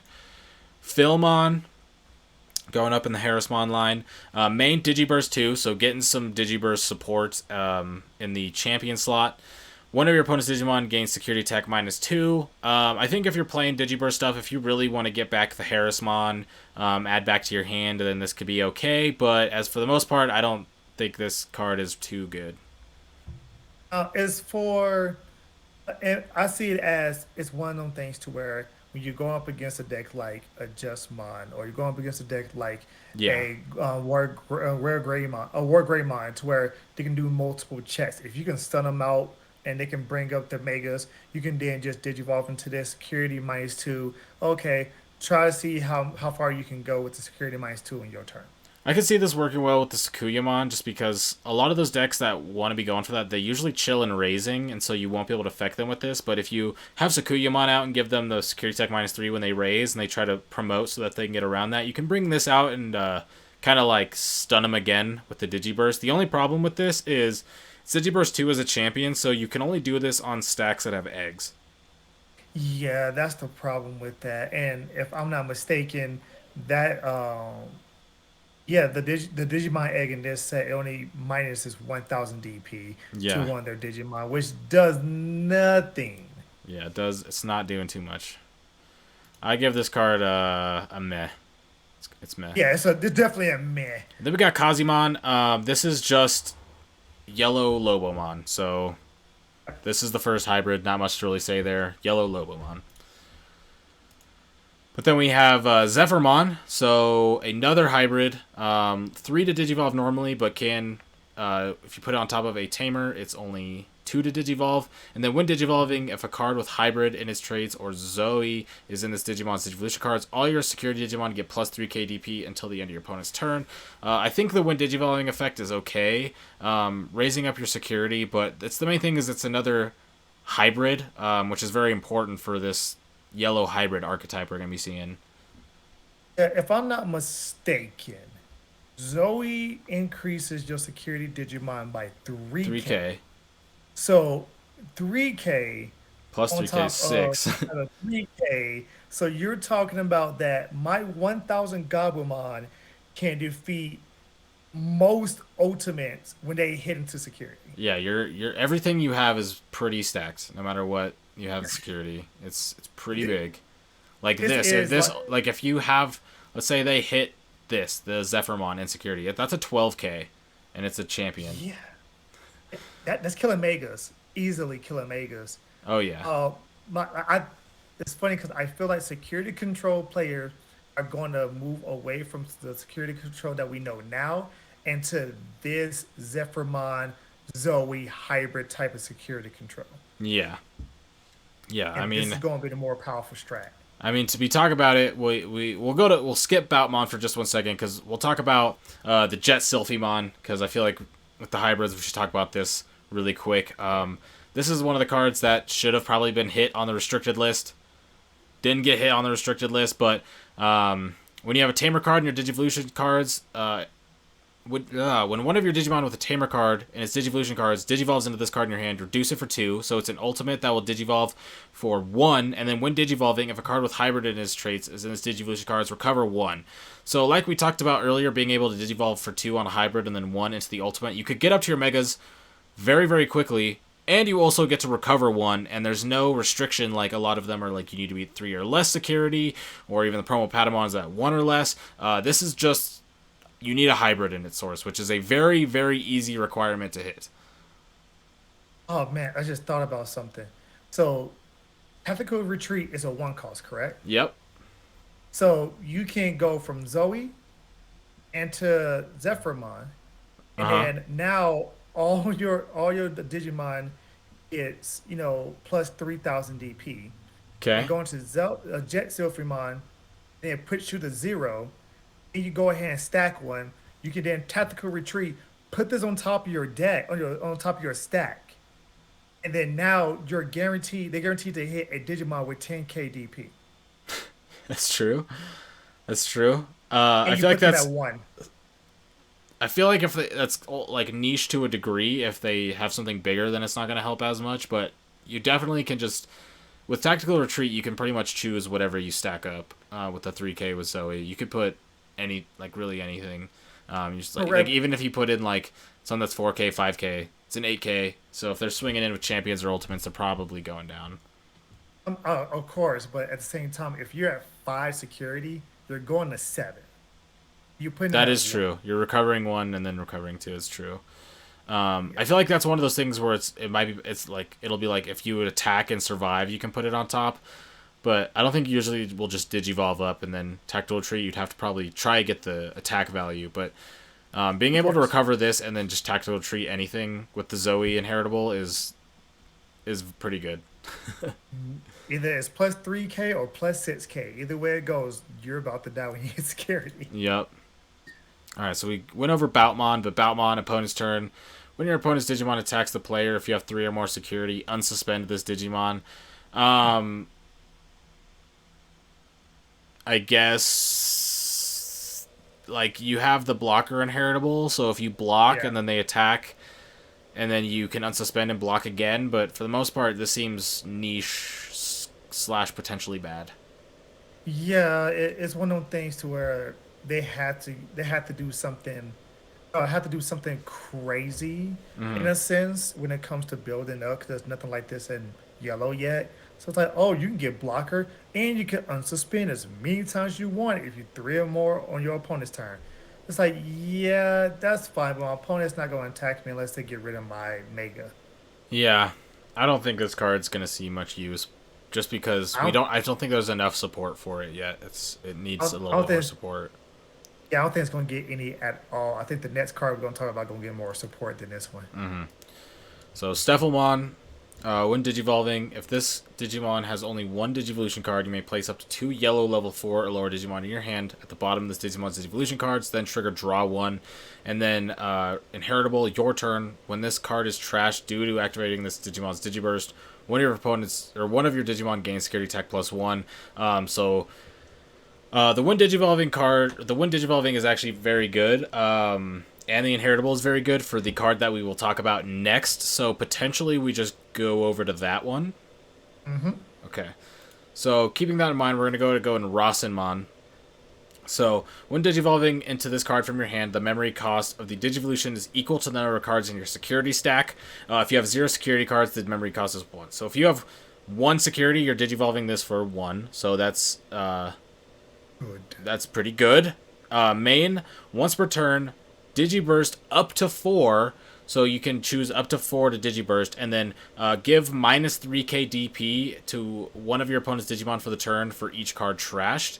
And so this is where those Digiburst cards come into effect, especially the one we were just talking about with the Stefelmon, because you'll be able to Digiburst and give security attack +1. So you could Digiburst multiple things away. You could put the Stefelmon in there. You could put the Pulse, the what was it, Harrismon in there, so now you get security attack Mm-hmm. +1. You add the Harrismon back to hand. You get to pop a blocker or maybe like an ultimate or something, and then you swing for 2 checks. I think this card, if it might need a little bit more support as far as cards that Digiburst, kind of like how Green does, but for the most part, this card is pretty good, and it has an incredibly unique when Digivolving effect. Shine Greymon just found his partner. Yeah. That's what this is. Uh huh. You shine Greymon and you're able to, delete a lot of bit Digimon because it's 4K for each tamer. And then you just Digivolve, your level 5 into Rasenmon and then just Digiburst up to 4 and start killing all the little ones as well. So, like, Shine Greymon found its partner Digimon to go with. Yeah, I think this card's cool. I don't think there's much else to say about it from there, but this is where kind of a lot of that support ties in. So let's go on to Kazuchiman. This Kazuchiman, card's good. when digivolving, if you have 3 or more security cards, gain 2 memory. If you have 2 or fewer security cards, you may recover +1 until there are 3 cards in your security stack. And then your turn, while you have 3 or more security cards, this Digimon gains security attack +1. So this card is obviously very good because if you have 3 or more security, it's 3 to digivolve because it is a 5 to digivolve, which is kind of scary. But where this mostly shines is being able to digivolve when you're at 1 or 0 security and being able to recover all the way up to 3. Very, very good defensive card, and then has a natural security attack +1 if you have 3 or more security. And when you're recovering up to 3 with the card anyway, you could probably be at 3 or more security pretty consistently when counting in all the other recovery cards we have and like Jet Selfie-mon. Yeah, I think this is probably going to be Yellow's go-to level 6 if it's not Shine Greymon when it comes to this hybrid stuff. Because if you're building up with the hybrids and your opponent's trying to whittle down your security, knowing they're gonna they're ramming little Digimon into the security to try to chip you down, put you down to 1 or 0, you just digivolve into this and recover up to 3. Yeah. And now your opponent's like, well, all that work was for nothing because of this card. This is going to be a very good card. We might see Yellow act. This might be the flagship for Yellow in this in particular set. Uh-huh. But Shine actually might give it a run for its money. But this is definitely a good. I think Shine might have its number, but I think this is good. I think this is just a good card. Even if you don't main a deck around this, I think just playing this is fine because of the recovery. Because it's like you have like Magnadramon, which is a 11 to play, recover 2, this, if you're building up into a deck anyway, like let's say like Lord Nightmon or something, this could be a decent card in like that because it's like, oh, you swing, you drop a Nightmon, and then you Digivolve into this other tech mega, and then you can recover up and gain security attack +1. So I think this card is just, I mean, this card's good. Oh yeah, this is extremely good. Like even like you say, even if you playing Shine with the Shine Greymon stuff and the hybrid stuff, being able to Digivolve up to your level 5 for 3 from a tamer, and then dropping this for a 3 cost if you have 3 or more, or for a 5 so you can recover up to 3. Like you don't that like this card really doesn't neg at all. Hmm. Like depend like how you play yellow, it doesn't neg at all. Yeah, yeah. I think the card's fine. Outside of the 5 to Digivolve, but it's such a good card you can't really put it any less. But then we got Kazimon that we talked about earlier, right? Was that the card's called? Oh, maybe not. Kazuma. Yeah. So we got Ancient Kazimon, right? Yeah. And I'm all about these ancient cards. I think they're cool lore wise, but opponent's turn. While a card with hybrid in its form is in this Digimon's Digivolution cards, all your security Digimon get plus 4k DP. So goes along with the other cards that we're having, even just Zoe. And then on deletion, you may play one yellow level 4 lower card with hybrid in its form without paying its memory cost. So it's the same as like the ancient Garurumon on deletion. I don't think this card is super good. Mostly because it's a 5 cost to Digivolve to give your security Digimon plus 4k DP. So if you're like really trying to buff up, you give it plus 3k with Zoe, give it plus 4k with this. You can play the star deck TKs. If that's what you're trying to do, if you're trying to play like security control in like a Digimon based deck, then this is probably really good. But I think for the most part, the fact that this is a mega that costs 5 and this is its effect is a little underwhelming. Yeah, I think that's what it was going with when it came to this. It was like, okay, with Zoe and Ancient, Kazimon, like that's plus 7K Mm-hmm. on your opponent's turn at any given time that your Digimon security is going to have. That makes that 1000 Gabumon 8K when they ram into it with Yeah. nothing else applying to it. Uh huh. So like this is probably the epitome of actual security control. Yeah. It's a Digimon based security control. Yes. Yeah, it ain't player made no more. It's not made by the players. It's made by Bandai himself. Uh huh. All right. Well, that wraps up yellow. So now that we're halfway through the colors, right? What are you thinking so far? Like, what's what's popped out from what we've talked about in red, blue, and yellow so far? Emperor Greymon's a boss. I Okay. think Emperor Greymon is going to be extremely good. I Uh huh. think Magna Gromon is going to be Yup. good. Yup. I think they paid homage to Hexabla by giving it more support that you can play at lower levels with the Dai Penman Uh and huh. with the Kori Kakuman. I think that actually really good. I think Blue so far got the better support in my opinion. I would agree with that. Um, I I think think just Yellow. considering the cards that we also have too. Yeah, yeah, exactly. Like I think Yellow, they really are pushing Yellow into more of a security control focus type of color. Because I see how in the TCG a lot of people who do play security control play Yellow Black Yeah. or Yellow Black White. Like yeah, I think they really are pushing Yellow into that direction.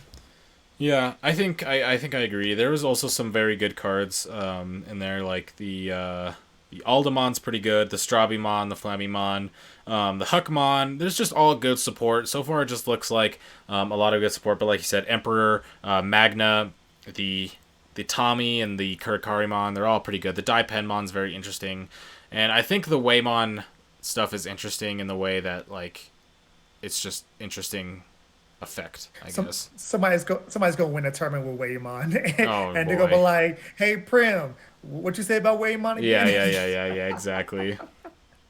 All right, getting into green. Gatsumon, on play, you may reveal one green Digimon card from your hand. If you do, place it on top of your deck. Uh, I don't know the purpose of this card.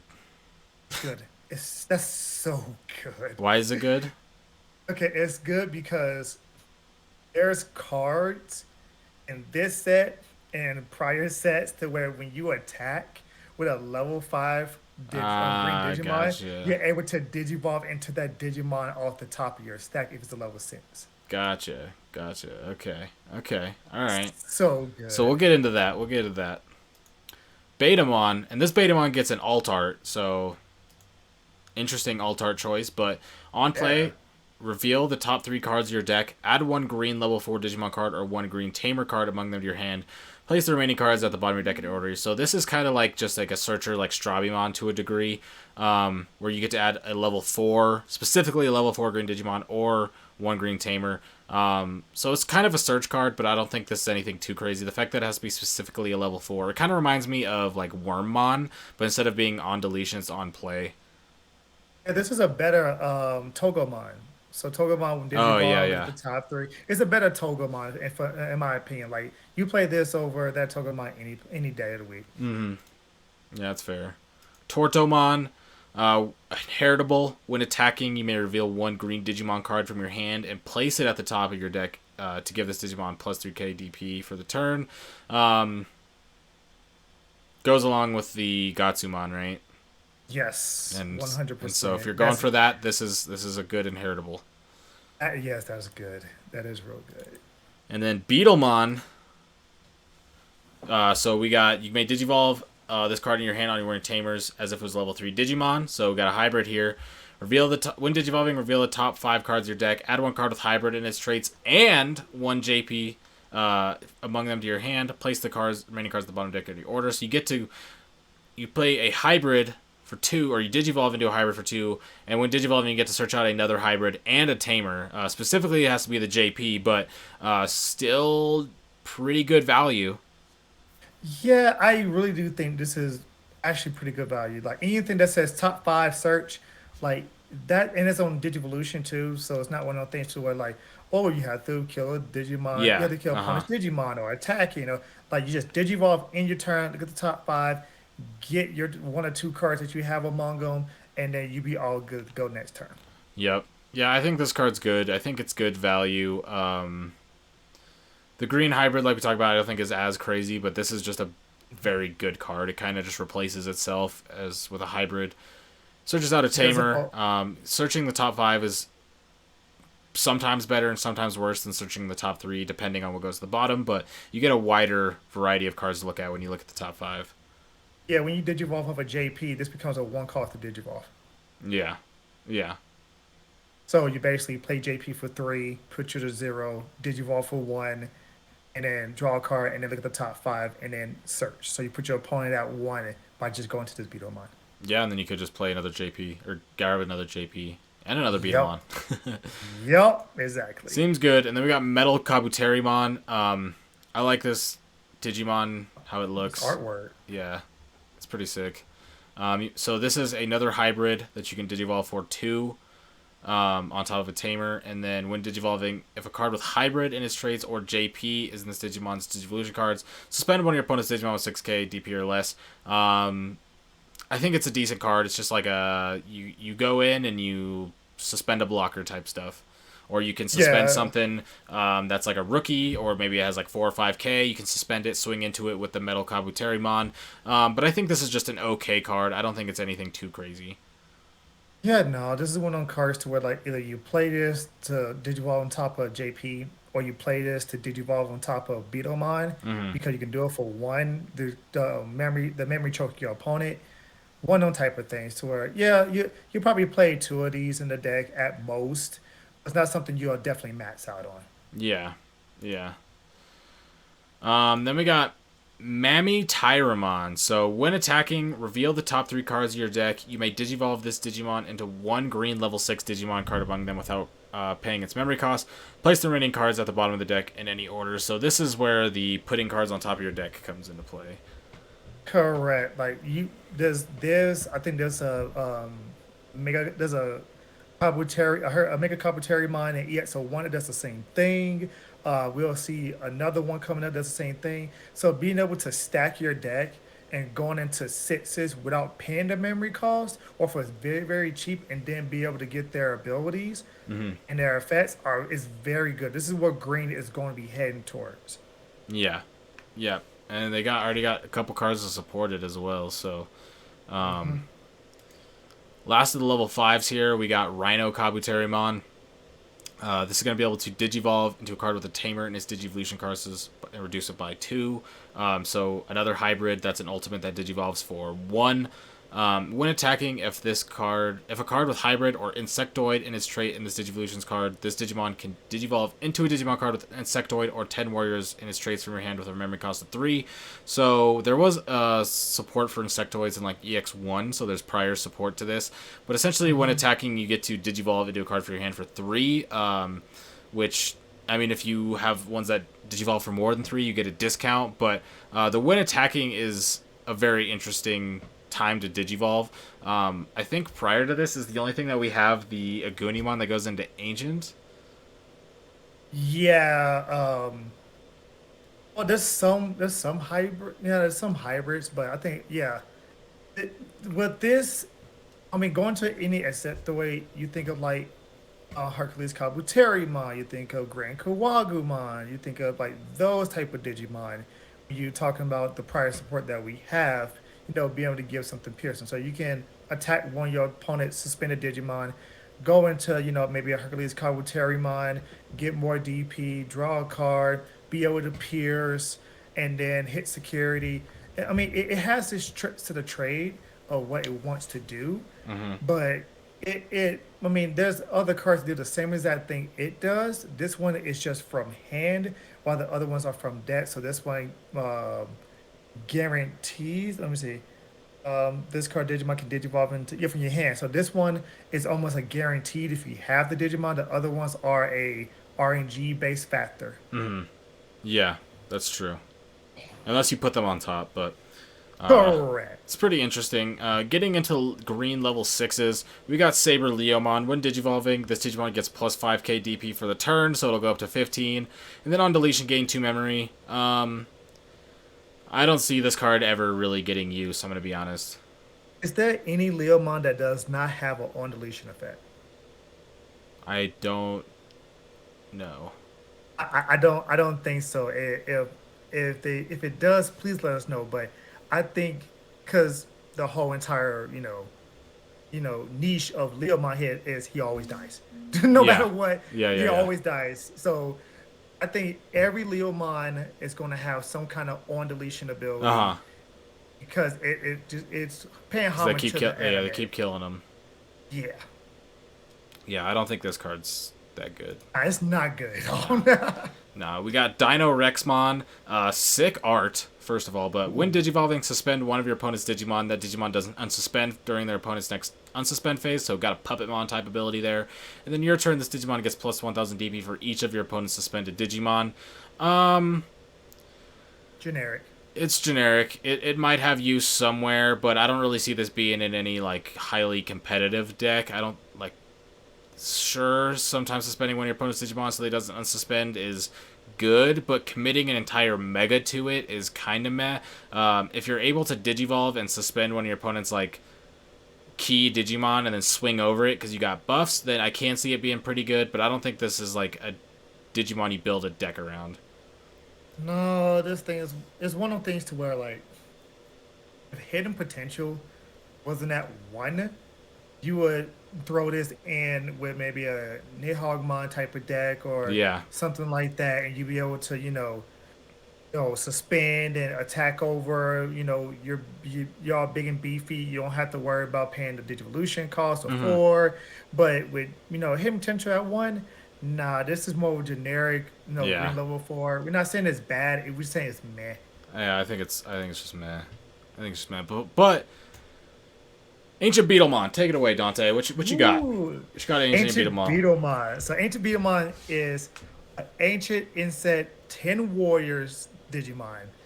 And it has the effects of your turn once per turn when one of your Digimon with 10 warriors in its type or a hybrid in its form deletes an opponent's Digimon by battle and survives, trash the top card of your opponent's security. Then on deletion, you may play one level four lower, one level four lower hybrid with card green card with hybrid in its traits from your hand for Mm-hmm. free. Now, being able to attack, being able to the suspended opponent Digimon, attack the Digimon, go into Beetlemon, drawing a card, having piercing off of JP, and then when you kill that Digimon, you snipe another security on top of it. Mhm.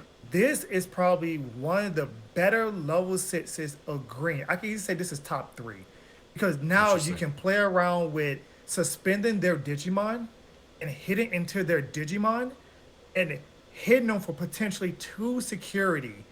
If you give this anything, if you give this security plus one, it's three.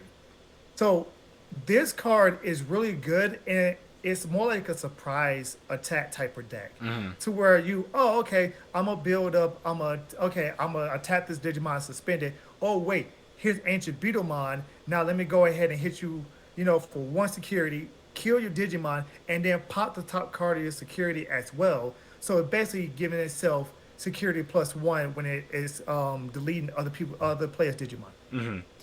Yeah, I I, think. I mean, I wanted to hear what you wanted to say about it first because I know you were excited about Ancient Beetlemon. You've been talking about this card in Mhm. previous podcasts multiple times. Um, I think when I look at this card, so I think this card's good.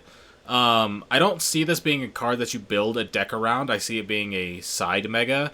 But my biggest downside to it is the level 5, or the, not the level 5, the 5 to Digivolve. Obviously, you can Mhm. HPD, but HPD is at 1, so green is known to play a lot of like level 5s that, or 5 to Digivolves.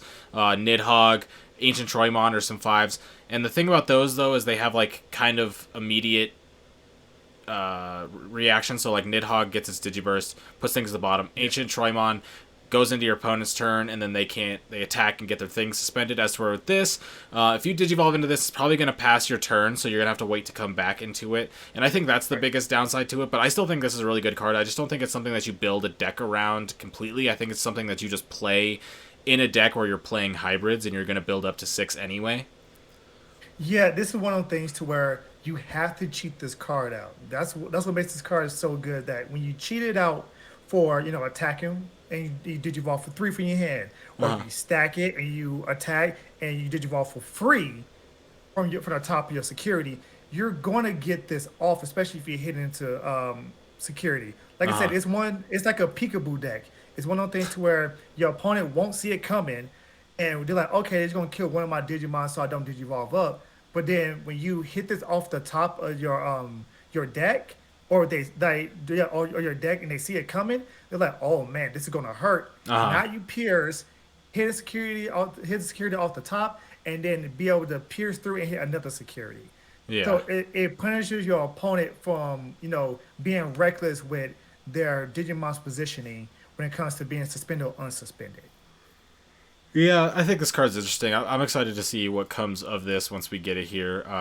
But to finish off the green level 6s, we have a card that I think is pretty cool. So, Ibonwumon, another 5 to Digivolve green. It is a super rare, opposed to being the just rare. But when Digivolving, suspend one of your opponent's Digimon, then gain one memory for each of your opponent's suspended Digimon. So, kind of similar to a Zulongmon, where when you Digivolve, you get to gain back memory. But it has the opponent's turn. All your opponent's Digimon gain your turn. You must trash one card in your hand to unsuspend this Digimon. So, like, this is insane. If you suspend a Yeah, bunch of stuff, it's just like, there goes. If you want to do stuff with your Digimon, you gotta get rid of your hand. yeah. This, in my opinion, is a good candidate for hidden potential. Like Oh, yeah. being able to Digivolve, and no, this is a Digimon Sovereign, so it had to be some kind of craziness to it. Uh huh. But being able to Digivolve, and then if you suspend a Digimon, and they already have the Digimon suspended, you gain all this memory plus if you do hidden potential. Yeah. And then it's like, okay, your opponent's turn. Your opponent have what, three cards in their hand, and Mm-hmm. they have five Digimon. They can only really attack with three of them. And they gotta get rid of So their they hand. must attack. So they must trash the card. So you're like, oh, okay. So if I attack, I'm basically trashing my hand away. All my resources are gone. Yeah. This card is very, very interesting. I'm not excited about playing against this. Not at all. Not at all. Especially being a But blue player. that wraps up green. Green. I don't know. Green was a little underwhelming for me so far from the other colors. I'm gonna be honest. It's interesting. It's I got some. It's think got some cool things. I think the Bonmumon is kind of the main thing. They've got the ancient Beetlemon stuff, but for the most part, green doesn't. I feel like this is another set where green doesn't get the love it needs. yeah, I think when it comes to green in this set, especially the insectoid type of Digimons and the hybrids, um, look at EXO-1 and a lot of their green support are going to tie in very, very well and seamless with this support to Mm-hmm. where it's going to make this support even better. Even though we look at this in a vacuum, the support that came out in EXO-1 makes this a lot better. Yeah. Yeah. All right. Getting into black, we start off with Dorumon in the rookies. On play, reveal 3 cards from the top of your deck. Add 1 Digimon card with X antibody in its type and 1 Coda card from your hand. Add them to your hand. Place the remaining cards at the bottom of your deck. Inheritable. Your turn once per turn. When you play a card under this Digimon as a Digivolution card, gain 1 memory. So this card is just all around very good. You're able to search out an X antibody and a tamer, and you have an inheritable where if you put something underneath, which you will be with this color, then you're gaining a memory. So this seems like a very very staple, powerful rookie. Oh yeah, the typical staple, level three that any archetype really needs Mm-hmm. and wants. Yeah, yeah, it's a good card, and it's got a nice alt art. It's I actually love the got one of the art art. cooler alt arts. I remember when that was revealed. I remember seeing a message from you where that said "Rip my wallet." Yep. Yep. Yeah, it did. That's like Yeah. 1940s. Yeah. Monotamon. So another I think we only have one Monotamon in the game outside of this, and getting another Monotamon is actually very, I guess not important, but it's notable because the other Monotamon is on deletion. Play a Monotamon from your hand or from your trash or something. So having another one supports that, and you also have an on play with this one of on play reveal the top 3 cards of your deck, add 1 card with Nightmon or Deadly Axemon in its name among them to your hand, place the remaining cards at the bottom of your deck in any order. So if you're playing a card that's going to be using some of the cards that we're about to be talking about, this is a card that you're going to use, but it's also worth to note that there is more Monotamon support in the previous sets as well. Yeah, if I'm not mistaken, was there three Montamons on the card, the other Montamon? I Or was it believe so, just two? yeah. If it was three on that other card, then they might have a third one coming out. Because Bandai does give hints when it comes to their card artwork. I would be down. I would be down. But getting into Skull Nightmon, so another Nightmon. So you could search, you could technically search the yellow Nightmon with that with the card that searches the Nightmons. But Correct. when attacking, Skull Nightmon getting into the champions. When attacking, you may trash all of the Digivolution cards of one of your Deadly Axemon and place that Deadly Axemon at the bottom of this Digimon's Digivolution cards. To digivolve this Digimon into a Dark Nightmon in your hand without paying its memory cost. So there's a lot to go over there. And then inheritable your turn. When this Digimon has Nightmon or Bergramon in its name, it gains security attack +1. So there's a lot to say with this card. There's a lot going on. Yeah, there's a lot going on. When we go a little further into the support, this will make a lot more sense. In a Exactly. vacuum, it's like, huh? But I also want to pause and ask you this. Montamon. Uh-huh. You can also search out Lord Nightmon, correct? Yes. Yes, But you also have Kodamon already if you're playing yellow. correct. Just wanted to put it out there. Yeah. So let's go ahead and go into Deadly Axemon because Deadly Axemon was talked about in the previous card. So 4 to play on play. Reveal 5 cards from the top of your deck. Add up to 2 Digimon cards with Nightmon in their names among them to your hand. Place the remaining cards at the bottom of your deck in any order. And then your turn, inheritable your turn. When this Digimon has Nightmon or Bergermon in its name, it gets plus 2000 DP. So the Deadly Axemon going along with the Skull Nightmon they were talking about says you can trash all the Digivolution cards of one of your Deadly Axemon and place that Deadly Axemon at the bottom of this Digivolutions card. So you'll be able to get the Deadly Axemon inheritable of your turn. This one has Nightmon or Borgamon in its name because plus 2000 DP. So you can get the plus 2000 DP on there. But as we get a little bit deeper into black, we will be able to have a couple more cards that this supports. Yeah, like the Deadly Axemon and the Skull Nightmon are two pieces of a trio It actually gives Black a very consistent engine when it comes to their level fours and level fives. But before we get into that, we got Grumblemon, who is going to be the Black Lobomon. That's all he Yep, really is. Two correct. to Digivolve hybrid. And then we got Gigasmon, and Gigasmon is very interesting because this is a hybrid that has blocker. Interesting. You can I Digivolve mean, on top of a tamer and get blocker. it's a three cost, 3 costs to which Digivolve. yeah, which kind of sucks It because does, yeah. black blockers are like one cost or two cost to digivolve. But it's one of those things to where like if you want to play a blocker deck and you have hybrids, and for some reason you get your board wipe, you can then bring a blocker up from your hybrid. Yeah. There you go. That's about it. Yeah. Darugamon. Well, you opponent's turn. While you have another Digimon in play with X antibody in its traits, or a card with X antibody in its traits in this Digimon's Digivolution cards, this Digimon gains blocker. So you can gain blocker on your opponent's turn, and then you have the inheritable all turns. While this Digimon has X antibody in its traits, it gets plus 1,000 DP. So very Just neutral for yeah, it's me. one of. I wish it was a 6K 6K DP. Yeah. They can dodge a lot of Uh things. huh. I mean, it's another X antibody card, I guess. But I mean, it's meh. It works with the X antibodies. It's just meh when it comes to everything. It's definitely meh. But now we get to go into Dark Nightmon. So on play, you may place one Skull Nightmon and or, so you can do both, one Deadly Axemon from your hand and or from your hand or trash and or, Hmm. so you could do one from hand and one from trash if you wanted to. At the bottom of this Digimon's Digivolution cards in any order. So on play, you get to add both of them from hand or from trash into the bottom of your deck, or to your bottom of these Digivolution sources as an ultimate, so you can get a couple nice little buffs as far as inheritables onto your ultimate. And then all turns, when this Digimon is deleted, you may play one Skull Nightmon or one Deadly Axemon suspended that were in this Digimon's Digivolution cards without paying their memory cost. So when this card is deleted, you get to essentially play out 2 cards suspended for free. Yeah, and this is the other piece of the trio I was talking about. Being able to, on play, if you had to hard play this, you get you a Skull Nightmare, which gives you plus one security. You get you a daily Axmon underneath it, which gives it plus 2K. So it becomes a 9K plus one security type of Digimon when it comes to level fives. And then when it's deleted, you can get you Skull Nightmon back out and Yep. Daily Axmon, which Daily Axmon then on play, look at the top five and add any two Digimon with Nightmon among them Yeah. and add them to your hand. So it's one of those things where it constantly just keeps building itself back up for a high memory cost. Yeah.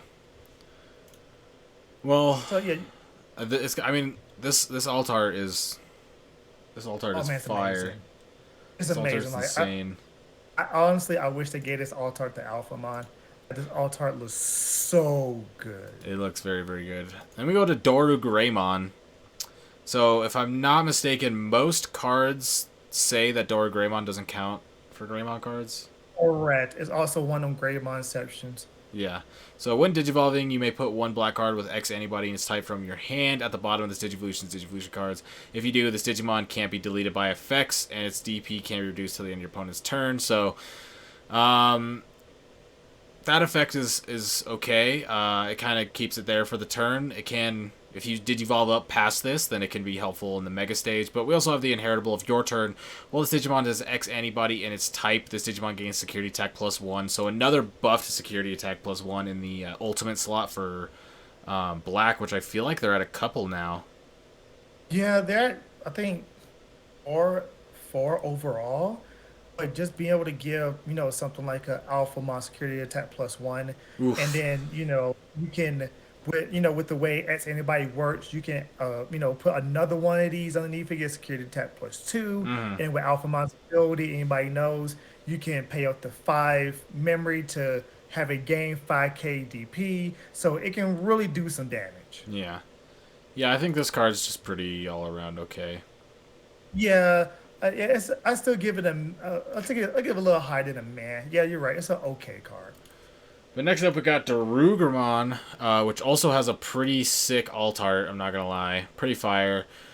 You can see Omnimon's sword coming through right there, so Yeah, it's getting broken. yeah, it's pretty sick.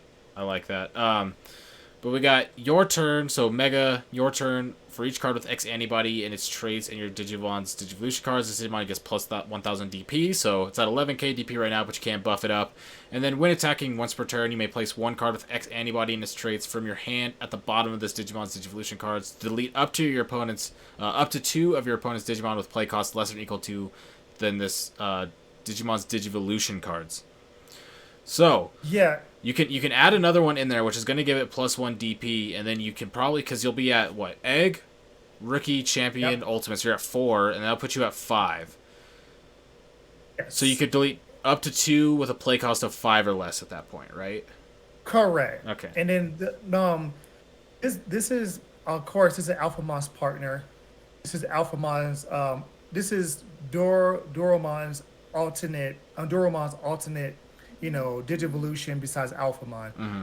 This is one of the things to where um you want to start light and pop all the little ones, and then as the game progresses, you're then able to delete, you know, 9 costs, 10 costs. Yeah. It's one of the things to where like you want to have this thing just constantly popping, deleting things while it's attacking as well. Yeah. So it becomes very oppressive once it has 6 or Yeah. 7 underneath it and it starts Can't popping, play anything. exactly. Like Yeah. it's one of the things, and then with the security plus ones that Duro Greymon gives it, you can be really hitting for 2, 3 security each and every time while deleting other Digimon. So, yeah, I mean, that sounds awful. Playing against, I don't like that. Black needs it though. It does need That's the it. It problem. does need Black it. needs it. But getting into the last card of the black section, we got Ancient Volcanomon. So another Ancient Digimon. When Digivolving, de-Digivolve 3 on one of your opponent's Digimon. And then on deletion, you may play one black level 4 or lower card with Hybrid without paying its memory cost. I think this card sucks. Yeah, this 5 card. to Digivolve, de-Digivolve 3, and then on deletion play something for free. I don't see I'd this rather getting play. used at, like, I don't see a single deck that wants to play this. No, I'd rather play Machine Dramon. I'd rather play Machine Dramon, for sure. Alright, that's enough to say about Ancient Volcanomon. Black was very interesting. I kind of liked Black. I think it got some very interesting things to it that Black kind of needed. Yeah, just giving a generic, a swarm engine with the Nightmons and the Axemon. It just like it gives Black that mid-range type of option that Black really didn't have, because really Uh-huh. outside of blocking, Black really didn't have that. And then now giving X antibodies the ability to be able to compete with other decks besides just being 1 or 2 cards is now a fleshed out archetype. Yeah. I think X antibody is going to be, it's something that I'm definitely going to play because Oh, I'm yeah. playing everything at max Uh-huh. rarity with X antibody. Oh, I But know. You've been planning that for a yeah, while. yeah, that's my baby. Like Alpha is my baby. When it comes to just the X antibodies in general, it is good now. Can it compete? It can probably compete. Might not be a top tier archetype right now. But as time goes on, it's gonna be something that I mean, people with need the to new look out cards coming for. out, might be looking a little good with the cards coming out in the new set. Yeah, yeah. So it's one of the things to where if you want to invest into it now, do it, and then you'll be rewarded, 2, 3 sets from now. Yeah. Well, getting into purple, we'll start off here with the Lotmon. Inheritable, your turn once per turn. When you play a tamer, gain 1 memory. We're playing a lot of tamers with purple in this set, so this is gonna be a good card. Yeah, I mean it's a meh. I mean it's It's like, got yeah, a good get him. inheritable. That's fine. Yeah, I agree. it's got a Like good inheritable. I agree. It's like okay, I'll play it. Yeah. I digivolve up and then digivolve something else, and play a tamer, and I get a memory. If I discard something with sit on mine, I then draw a card. Like yeah, yeah, Yeah. yeah. And it's got I see that. a nice alt art. A But nice our purple turn alt looks art, yeah. nice. Then we go to Eismon Scatter Mode. Both of the Eismon we already talked quite in depth about in the Hmm. last podcast, so we probably won't go too deep on these ones, but We got Axemon Scatter Mode on deletion, draw 3, trash 2. Works incredibly well with the Axemon Scatter Mode. Works incredibly well with the option card. Um, a good card. Oh yeah, yeah, it's a good card. Like simple as that. We talked about it. It's a more aggressive Lady Devilmon. Yeah. Earlier too. It's also a Yeah, champion. So yeah. So definitely.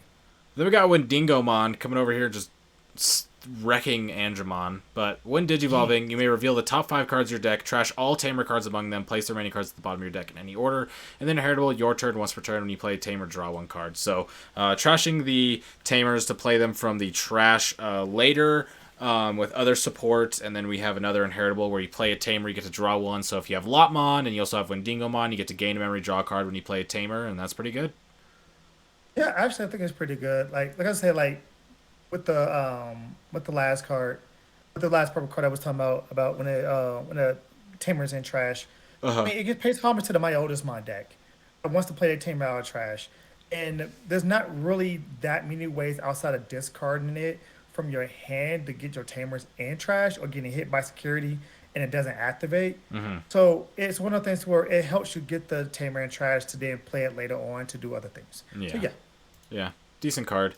They got yeah, Lowimon, which is the purple Lobomon. So nothing to say nothing here. more. We each color gets one pretty much. So then we go Yeah. into regular Axemon. Axemon, who will going into BT8, will be restricted down to 1. Because it works so well with the Axemon Scatter Mode plus the other option card, which the name I'm forgetting the name of that option card. But when you charge this card from your hand, use one of your effects. If Axemon Scatter Mode is in your trash, you get to play this card without paying its memory cost, and then your turn. For each Axemon Scatter Mode in your trash, just gains plus 2,000 DP. And I mean, this card is really good, and it got hit for a reason. Yeah, they want the option card you're forgetting is calling from the darkness. Calling from the darkness. Yeah, they wanted to nerf it because basically just like pop scatter mode, get both eyes mod back, Get 2 of them scatter for mode free. activates. Yeah, so they pretty much nerfed it. But Yeah. with purple, you still want to discard stuff. So it's You'll nothing still but play this when it gets restricted. oh yeah, definitely. You just put it out one and say, well, it is what it is. Yeah. Then we got Jaeger Loimon. So you'll be able to digivolve onto a Tamer for 2 instead of the normal 3 cost to digivolve. And then when digivolving, this Digimon has a hybrid in its form or Koichi in its Digivolution cards. This Digimon gains Retaliation. And, I mean, I don't know. Retaliation is, as we've seen in the past, is a lot more effective usually on things that have blocker because you can play around other types of retaliation. So I think the whole purple hybrid package was kind of one of the weaker ones, with considering the tamer that we got and these 2 hybrids. Eh, Yeah, I highly underwhelming. If you want retaliation, yo, go look at EXO1. That's like an entire deck that's based off of retaliation. There yeah, you go. exactly.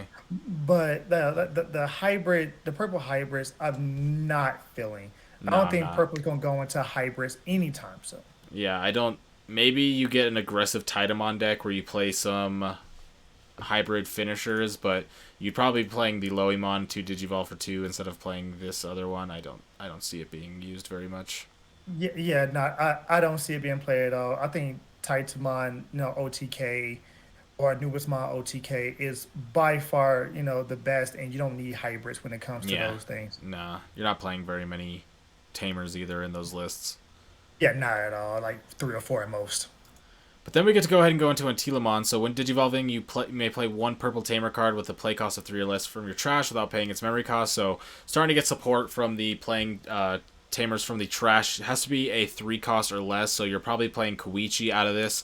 But Yeah. I mean, it is, you get to play this. You get to get Koichi's effect. You get to get it out for free, and I mean, this is just a good support card for that type of game plan. Yeah, I think just gonna pair more with this Mega when we get to it in a little bit. Mm-hmm. I mean, this is okay in a vacuum, but like again, this is a combo card, if more than anything. Yeah, yeah, and I give it an okay out of okay. Yeah, yeah. So then we get on to the next, get into the next ultimate, Rihimon, which is going to be the ultimate hybrid for purple. So when you digivolve onto one that has a tamer in its source, you get to digivolve for two less. So it'll digivolve for one, like all the other ones. And then on deletion, if a card with hybrid in its form in this Digivolutions cards, you may play one purple tamer card from your trash without paying its memory cost. So another support for playing it out of the trash, but it's on deletion, so your Digimon kind of has to die, which it's an up and down. I don't know. I feel like this effect is a lot better on a champion than an ultimate. But yeah, I don't know. I'm not too impressed by this card. Just along with all the other purple hybrid stuff, this one's not super crazy to me. As a purple player, I can't. Like, I won't even look at this card. Okay, Like, not at all. that's No, good. like it's below man. It's bad. I'm be real with you. It's just no. Well, good to know. I'll take your word for it because you are the purple player. If you're not even interested in it, then I mean that goes to a lot. I'm not feeling it too much, but we Yeah. do get to go into Orochimon here. So this is going to be an ultimate 3 to digivolve. When you trash this card in your hand using one of your effects, draw one. With the inheritable, when attacking once per turn, you may trash one card in your hand to gain a memory. I think if you're playing a deck where you're trashing a lot, I think this card is fine to play because you can either trash this from your hand to draw one, or if you go up into your mega and you start trashing cards, you can use it to gain a memory. So I don't think this is a card that you would ever like max out on or anything like that. But I think it's overall semi decent. I mean, yeah, it's a man card. It's one of those things to where like you play two of this in Titamon. Yeah. Because either way it goes, Titamon, when did you evolve? Because it just one discards. When did you evolve? Discard. Play at level 4. You can draw a card off of this, or if you use this at your level 5, when Titamon, when you did evolve, you didn't gain a memory back, and then with Pseudomon draw. So it's one of the things where you just inherently draw. It's a 1-for-1, but it helps you get other abilities also. It's a plus in Titamon decks. Yeah. I. Yeah, it's okay. With the Axemon and the Axemon scatter mode, we play those in the Titamon deck. We gotta figure out how to, with ratio with the Kakuman promote package Uh as huh. well. It's one of the things to where you discard so much that having this kind of card that just replaces itself to dig further into your deck, it's not bad. It's not bad. Yeah, you play that two at most. I mean, you could do it like a one of just to have it in there if you really are starting Yeah. for level 5. But yeah, I nothing, think it's nothing to call okay, home one about. of. But Yeah, nothing yeah, to it's call just home about. okay. It's okay. But purple Nidhogg. So Nidhogg back in the game, but purple this time. So when you trash this card in your hand using one of your effects, gain a memory, and then when digivolving for 3, you may trash one card in your hand to delete one of your opponent's level 4 Digimon. I think this card's just bad. Yeah, I mean, this was on a level 3 or If this was 4. anything besides a level 6, it could be. I'd put it at Yeah, maybe okay, but since it's a level 6, it's just. You trash yeah, it from it's your hand like to gain a memory, so you're committing a level 6 slot for something you're probably going to discard anyway. And then even if you do have to digivolve into it, you're digivolving for 3 into a mega that has 11k DP. That when digivolving, you get to trash a card to delete one of your opponent's level 4 Digimon. There's just gotta be better cards that you could use. there is way better cards that you can Yeah, use. Hence, Axemon and Axemon scatter mode. yeah, nah, it's There you go. yeah. All right, Ancient Sphinxmon. When digivolving, you may delete one of your Digimon with 10 warriors or hybrids in its trace to delete one of your opponent's Digimon whose level is less than or equal to the deleted Digimon's level. And then on deletion, you may play one purple level 4 or lower card with hybrid in its trace from your hand without paying its memory cost. Again, 5 to digivolve Mega, that doesn't really do much for me. At best, it's a suicide card. Because you Yeah. pop it to pop one of their bit Digimon, and then you play a purple hybrid from your hand for free. Mm-hmm. So you pretty much go quote unquote plus, Yeah. but you still have to commit 5 memory to it, and It's that's not good. 5 memory is so rough. I can't. If you're gonna be paying five Well, memory for a mega, you better do something sick. And this is just like delete one of your Digimon to delete an opponent's Digimon. Nah. yeah, it's one of the things like if you say, okay, in the vacuum, how good is the card? Well, when you digivolve for 5, put them in 5, it's better than a Trump Sword, it's better than a Gaia Force. Mm-hmm. But when you delete the Digimon that's your board present to delete one of their Digimon. Now and then, if you don't have a hyper in your hand, you now negging hard. Hmm. So it's one of those things to where at best you'll have it's our best in a simplified game state. It shines at its best, but no, Nah. this is a meh at best. This is hard math for me. So let's go ahead and go into Cherubimon, the last card in purple. For the Digivolve Mega, when Digivolving, you may play one purple Tamer card from your trash without paying its memory cost. And for each Tamer you have in play, delete one of your opponent's level 4 or lower Digimon. Then on deletion, for each Tamer you have in play, you may play one level 3 Digimon card from your trash without paying its memory cost. Now, up to here, outside of the Axemon stuff, I don't think the purple stuff has been too crazy. But when we get to here, I think this card is pretty decent, mostly because of its on deletion effect. Yeah, the Cherubimon is good at being able to play a purple tamer from your trash. So, purple wants to play out of trash all the time, but it's not many cards that play the tamers out. Mm-hmm. Sure, you can play the Cherubimon deck or play Cherubimon alongside with it, but it's not going to do too much. The deletion part of it is actually pretty good because if you are very tamer heavy when it comes to purple, which purple probably 100% shouldn't be tamer heavy. Mm-hmm. Like I don't know what kind of purple deck you're playing, but that's neither here nor there.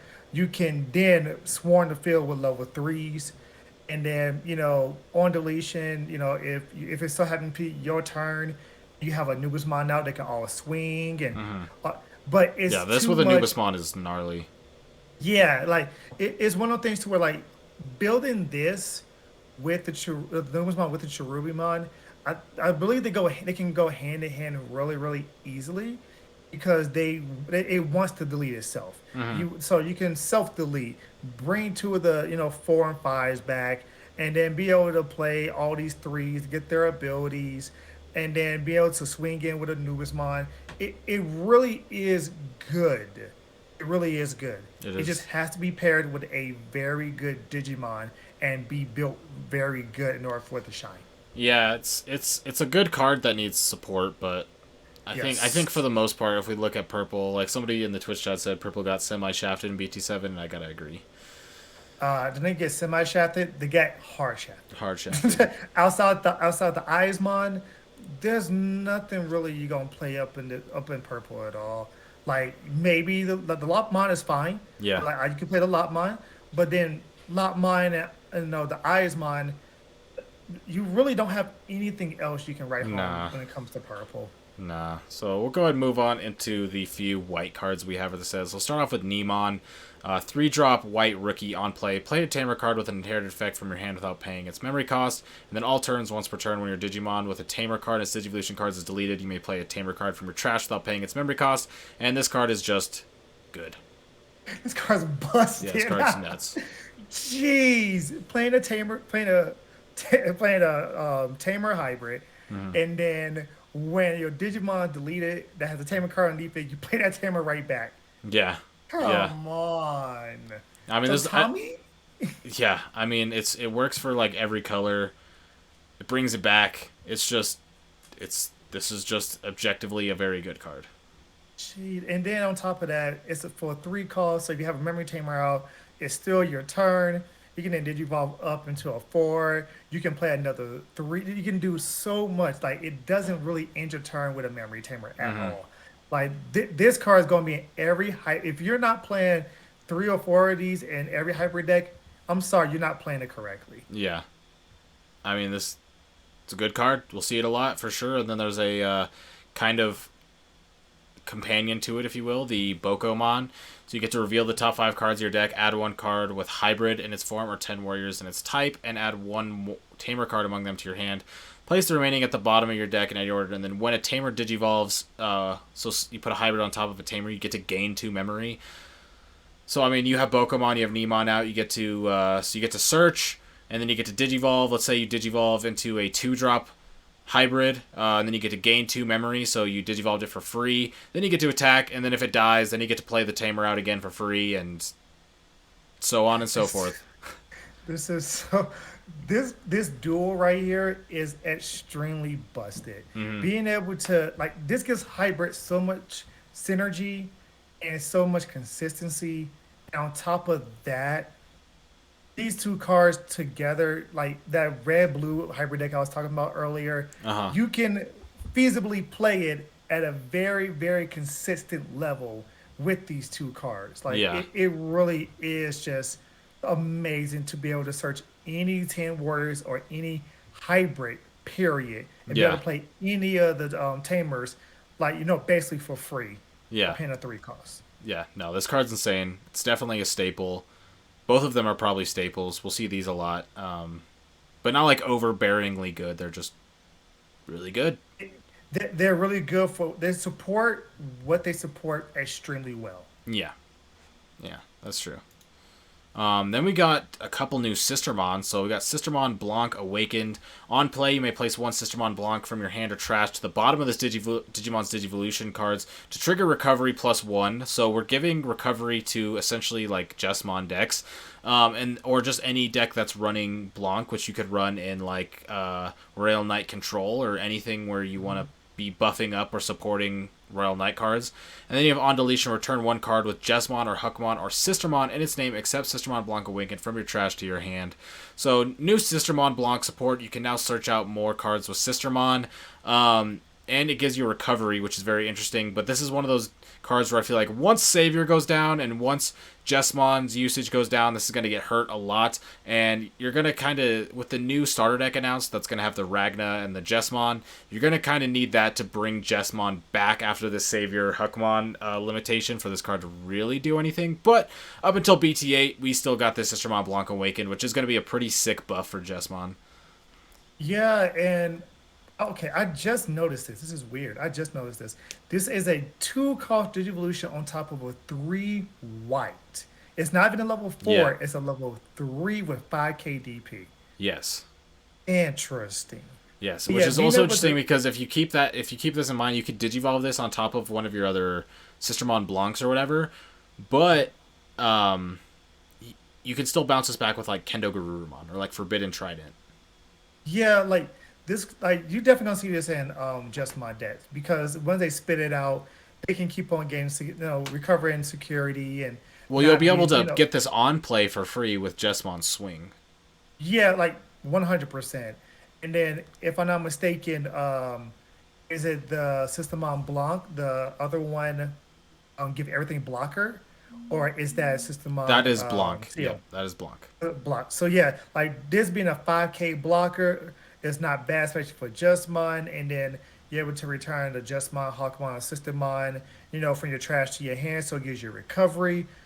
Not decently bad at all. No, it's pretty good. Pretty good support. And then we got another Sistermon Noir Awakened, aka Sistermon Seal Awakened, because we don't get to have nuns here in the English. But on play, you may place one Sistermon Noir from your hand, or this will be Sistermon Seal in this case, from your hand or trash at the bottom of the Digivolutions cards to delete one of your opponent's Digimon with a play cost of 5 or less. So a nice on-play deletion. Be able to delete like some blockers when you swing with a Jesmon, so that's very interesting. And then on deletion, return one card with Jesmon, Huckmon, or Sistermon in its name other than Sistermon Noir / Seal Awakened from your hand to your trash.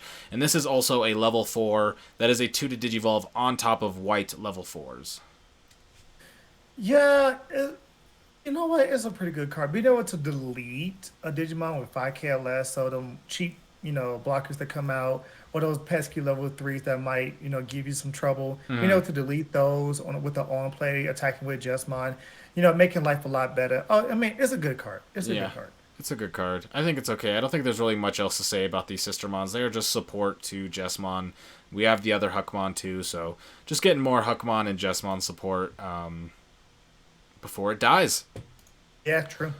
Then we got a new Eosmon, so level 6 Eosmon, where your turn, all your other Eosmon get 1,000 D or plus 1,000 DP, and on deletion, you may play one level 5 or lower Eosmon from your hand without paying its memory cost.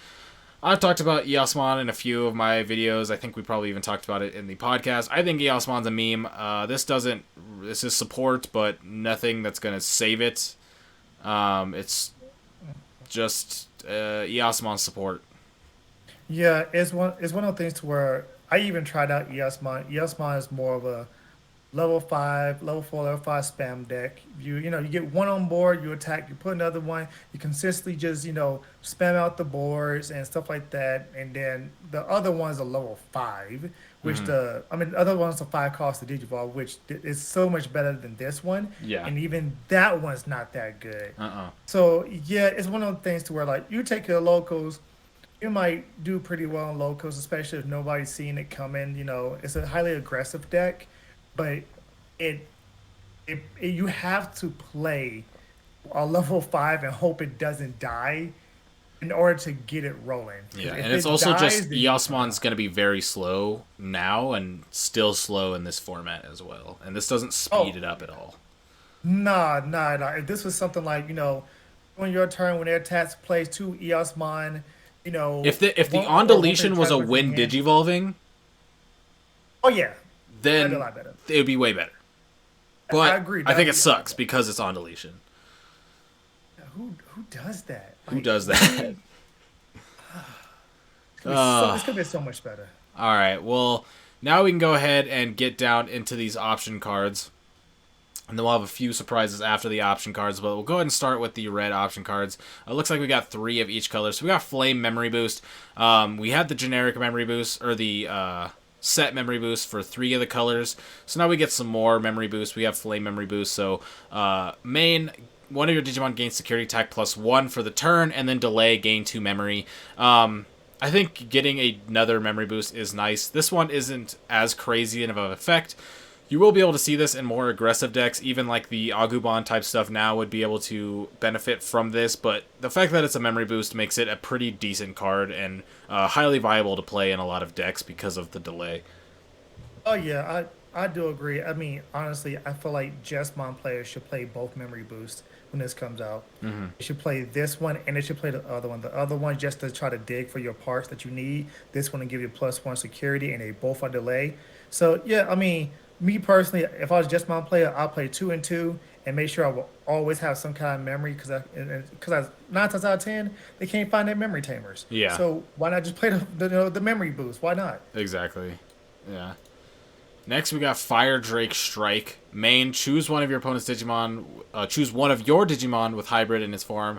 Delete one of your opponent's Digimon with DP less than or equal to the chosen Digimon's DP. And then security, you may play one Takuya from your hand or trash without paying its memory cost. So, very interesting card here. The security effect a little bit better than the main effect, but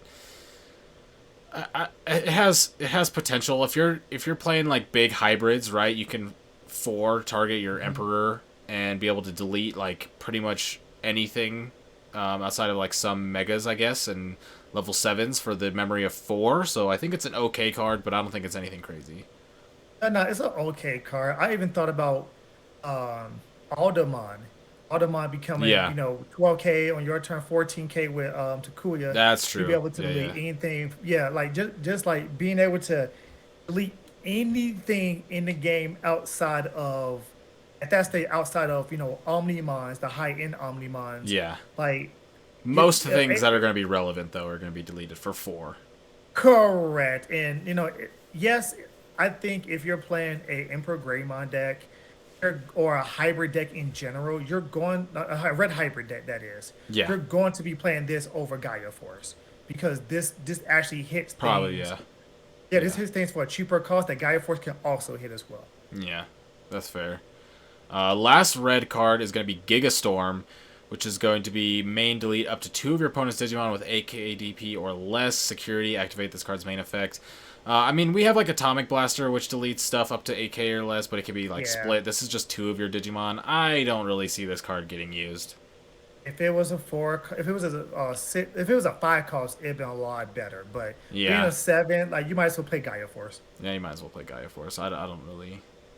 This card's too niche to get used. So, going into blue, we got Blue Hawaii Death. So, fire card name.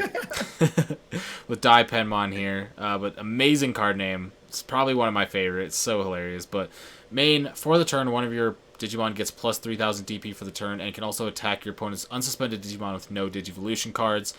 So we see something like this with the Kakuman and EX1 can attack over Digimon with no Digivolution cards. This is like an option card to give it to like anything plus 3k DP, but I don't see this card really being anything too good.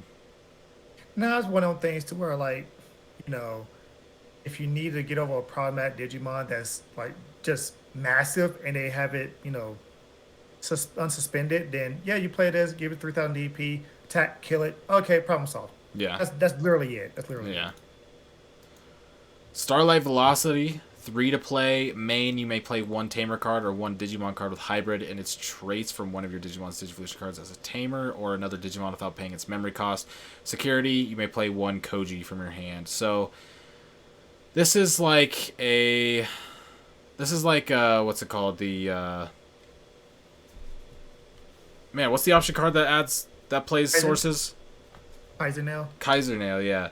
This is kind of like Kaiser Nail, but you can also play a Tamer. It has to be a hybrid that you play, but you can also play a Tamer out from one of the sources, and so you'd be able to like go on top with like Tommy, swing, get the effect with Tommy, and then play this out to then play the Tommy again as a Tamer.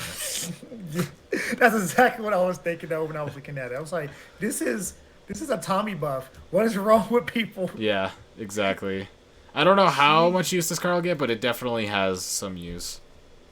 I mean, being able to play Koji, you could play a Koji Tommy deck. I don't see why not. Yeah. Yeah. Tidal Wave, 7 to play. Main, choose up to two Digimon cards and the Digivolution cards of one of your Digimon, and play them as other Digimon without paying their memory cost. So for 7, you get to take 2 Digivolution cards and then play them without paying their memory cost. So if you're playing like 2 Ultimates, you could get a lot of value out of this. If you're playing like Waymons, like we see in the picture, you could get value out of this. But for the most part, I don't really see this being too crazy, especially because it's a 7 cost to play. Sure, you're going to be able to get good value out of this, but this is a really, really big commitment. Unless you're doing something like this is pretty much like, unless you're playing Waymon, this is probably never worth it. Yeah, I mean, be honest with you, even with Waymon, I don't think it's worth it. I don't think it's worth it, because the thing is, I don't think it's really worth it to play Waymon, and I think it's only worth it to play with Waymon. So it's like, I don't think this is a card that really gets used. Yeah, and my thing is, again, I keep on harping on it, but let's go back to Kaiser Nail, which Kaiser Nail does that for a cheaper cost. I believe Kaiser Nail is level 4. I did just think of something, though. You put hybrids underneath the Koji, right? To go up to Magnus, you put a Magna underneath, and then you play Title, and you could play another Magna for free plus something else, another hybrid. Oh, so yeah, this would be amazing for things that's just like, oh, I just want to do all in place from Digivolution sources, like strictly, like the Gruamon, the Gomamon, the Waymon, anything that's like, oh, on play. Do this on play. Do this. Like, ooh, that's not bad. It's not bad. That's not bad. I still don't know if this card gets a lot of use, but that was something I was thinking about. Yeah. It just says 2 Digimon cards and Digivolution cards. So if you did put a Magna Garuru underneath as a Digivolution card, you could technically play it out for free at 7, and then you're getting pretty good value. But playing for 7 is still a pretty big commitment. But I still think when you think about it like that, it could be pretty powerful. I mean, unless you got 7 memory to kill, like I wouldn't do it. Yeah, exactly. Getting into yellow, we got Ultra Turbulence. Main, 2-drop main, one of your opponent's Digimon and all of your opponent's security Digimon. One of your opponent's Digimon and all of your opponent's security Digimon get minus 3k for the turn. So, you get they have something that's like 3k or less, you could pop that with this and then swing in for security, for safer security. But I think a lot of your opponent's security Digimon getting minus 3k DP effects have been pretty weak. I think the only one that really gets used is Sakuyamon, and you're using Sakuyamon more so for, like, I don't know, like, the security attack, not so much for not for the DP reduction, so it's like, this is just a card that they printed to fill out yellow cards. I don't think it's really... No, I agree with you on that one. It's like, nah. Yeah, it's just meh. Next up, we got Electric Rush. Nice little Pulsemon art here. Two drop main, one of your Digimon gets plus 3k DP for the turn. Then if you have three or more security cards, unsuspend one of your Digimon, and then security, add this card to this owner's hand. So the giving one of your 3k Digimon, or Digimon 3k DP for the turn is not the craziest thing, but unsuspending one of your Digimon, when we're talking about the Rasenmon, can definitely have some use for being a two drop. Yeah, I think this is actually a pretty good yellow card. If you're playing aggressive yellow deck, Even you Lord can Nightmon. definitely. Yeah, like Lord Nightmon. Oh yeah, because Lord Nightmon is not once per turn, correct? Shine, no, Yeah, exactly. So I don't think Shine so. Greymon, Lord Nightmon, like you can easily play this. Yeah, I think this card's okay. I think it has playability for sure. It does. I don't even know how to say this. Qualia Lee's Blast. That's what I got. That's what we're going with. I called it Q laser. Q Laser. Call it Q Blast. Um, 5 drop option card.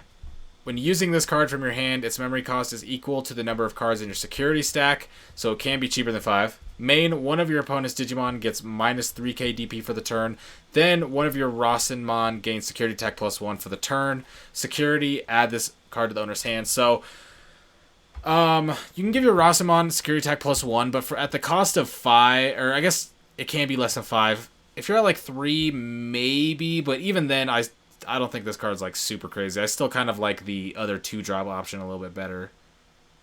Yeah, and with the Ross in mind, like it's one of those things to where you can the later into the game it goes, the less you can digivolve into it, the less this Digimon card, unless this option card, you have to pay for it because it's like it has the Rosamon Yeah. effect to it. Mm-hmm. So it's one of those things to where like it helps finish the games.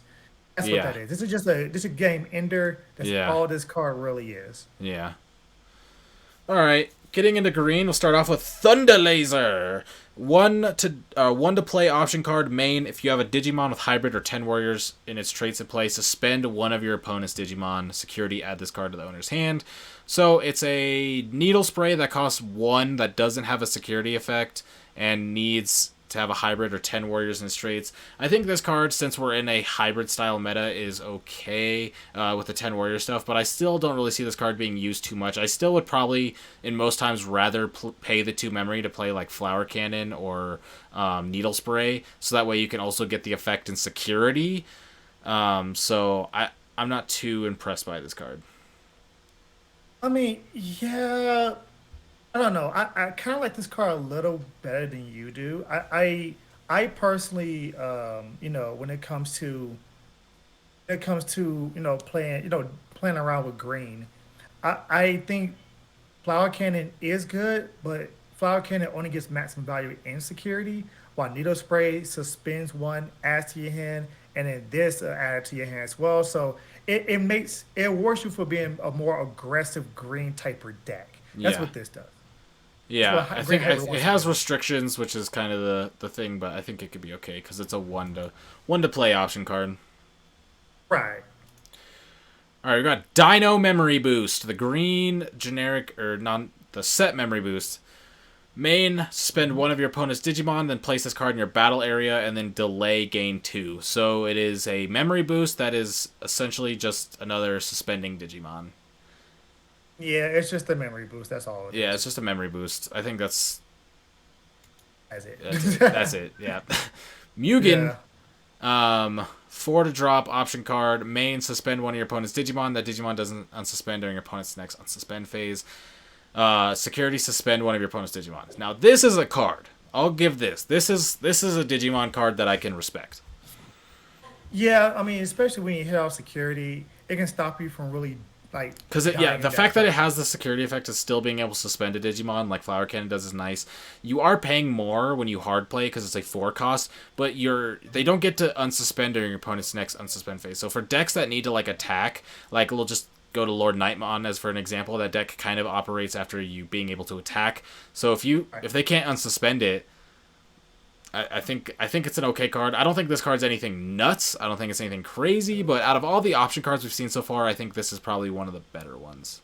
Yeah, it's a matchup card. Like you said, Lower Nightmon. you suspend it. They can't unsuspend. They can't use Lord Nightmon's effect to put down more Nightmons or more Digimon, but it's also pretty steep. Me personally, I do prefer Needle Spray over this card, but this card is not bad at all. It's actually a good card. Yeah, this is like a side deck card. And this is why we need sideboards and side decks in Digimon. Yeah. And then, hold up. I just had break time. Technical issues. Oh, We should be okay. Just give me a second. stream's still going, so we should be good. No, I know. I think the recording stopped just now, so I just have to restart the recording. Oh, okay. Just stitch it together. Yeah. All right. Start recording again. Okay. So yeah, I think Mugen's just like a side deck card. If we had side decks, you would side deck this. I think that's about it. Easily. Yeah. Easily. All right. Getting into black cards, we got Metal Cannon. 2-drop option card. Main, choose one of your opponents or choose one of your Digimon with X antibody and its traits, then draw one for each. Wait. Choose one of your Digimon with X antibody and its traits. Then draw one for each of that Digimon's Digivolution cards. Okay. I don't know why my brain couldn't read that. So choose an X antibody card. For each Digivolution card, you get to draw one. So this is a 2 to draw where you could put 4, 5, 6. I mean, we were talking about you could put a lot of sources underneath this. You could get a lot of Yeah. draw off this. I think this card's okay. Security, add this card to the other hand. I think it's okay. Yeah, I mean, it just gives as anybody that's more draw power so it can keep on digging for its sources because it doesn't really have too many searchers right now as we speak. When it has, Dakota and I believe Doromon is the only other one too. Doromon. So yeah, like just giving it draw power right now, yeah, it's good. It's good. decent. It's Like decent. you can choke your memory. You can choke your opponent's memory if played in the right circumstances. We've got Pride Memory Boost, the black memory boost. This is actually 4 to play memory boost. Main, reveal the top 3 cards of your deck. You may play a black Digimon card with a play cost of 4 or less among them. Trash the remaining cards and place the card in your battle area. Delay getting 2. So this is a good memory boost. You get to play 4, reveal the top 3, play a black Digimon card with a play cost of 4 or less, and then get to delay. I think this is the better of the 3 memory boosts. Yeah, I'd definitely put in top two, top three. I can see that. Like, I mean, I think Howling Memory Boost is good because I mean, it stops out of somebody this from set, attacking sorry. blocking. Out of this set, Yeah. like, I probably think it is It is the it's better the best one, yeah. Yeah, out of all of them, I think it's probably easily top two, top three. Yeah, I mean, Reinforce is probably obviously the best one. Of Howling's course, pretty it got good. hit for a reason. And then Yeah, this exactly. one, Yeah, easily. Yeah, there's the order right there. Yep. Yep. Brave Metal, 5-drop option card. Main, delete one of your opponent's Digimon with a play cost of 6 or less. If you have a Digimon with 5 or more Digivolution cards and X anybody in its type and play, you may delete one of your opponent's Digimon without X anybody in its type instead. So hold on, let me read that again. So you delete one of your opponent's Digimon with a play cost of 6 or less. If you have a Digimon with 5 or more Digivolution cards and X antibody in its type, okay, in play, you may delete one or more of your opponent's Digimon without X antibody. Okay, so this is niche because you need 5 or more Digivolution cards and X antibody. But if it works, this is a pretty powerful removal card. Yeah, I agree. Like Dual Gromon, like It's essentially a 5-drop Gaia Force. Yeah, when you get that fully stacked and you use his effect to put so basically between those two cards you're deleting 2 Digimon. But if you don't have it fully stacked, it's not gonna do anything, productive at all. So it's I give it a meh. I give it a meh. Especially because you only played in black hats antibodies anyways. Yeah.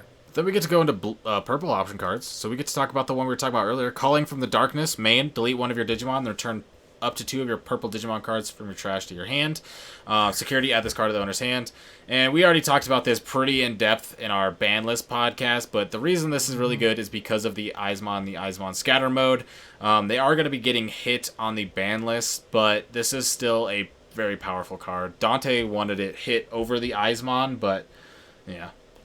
And the reason why I say this because look at so too when we get Beelzemon and Beelzemon Blast mode, they like the mill light swarms do from the deck, So now you can just for one pop and then get two pieces that you need back from the trash to your hand. This is the problem. Yeah. Yeah. Good card. Oh yeah. Schwarz Lazarzat. Is So that we're German? leaving it at that. We're leaving it at that. 6-drop option card. Main, for each Digimon with hybrid and its traits and tamer you have in play, delete one of your opponent's level 5 or lower Digimon. So, this could be a Nah. lot of removal. This could be a Delete 6-drop, delete like 5 one. level 5 or lowers. Wait a minute. Oh, I read that wrong. Okay, that card's better than I thought. I read that wrong, but guess what? Purple hybrids are trash. Yeah, that's true. But the tamers.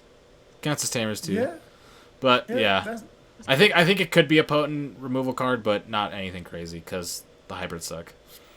yeah. But, Ultimate Sacrifice. Main, play one purple level 5 Digimon card from your trash without paying its memory cost.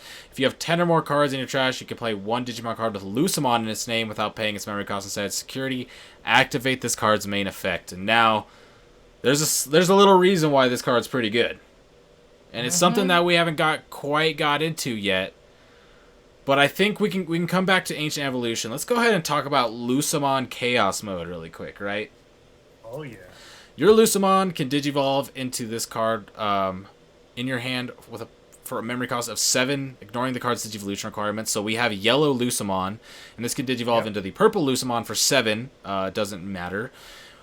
When you would play this card in your hand, reduce the memory cost by 3 for every 10 cards in your trash. So when it on plays for 14, so you can reduce it quite a bit, or you can play it with the option card that we are just talking about, and then on play and when digivolving, delete one of your opponent's level 6 or lower Digimon or one of your opponent's tamers. So going back into Ultimate Sacrifice, for 8, you get to play this out if you have 10 or more in your trash, which if you're playing purple, you likely will. And then you get to on play, delete a level 6 or a tamer. Yep. I mean, besides this, the only other thing to delete tamers in a Digimon is Zort defeat. Zort defeat.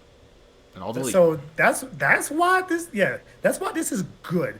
It's Only good. 3 cards right now can delete tamers, and this is gonna be a tamer heavy format. Yeah, no, Lucemon is very good. I know a lot of people were talking about Lucemon or Ultimate Sacrifice being hit on the banned restricted list because it is a very powerful combo. For 8, you're essentially able to play a 12k Digimon that can delete your opponent's level 6 or their tamer. I mean, 8 is a pretty big investment but it's essentially Yeah.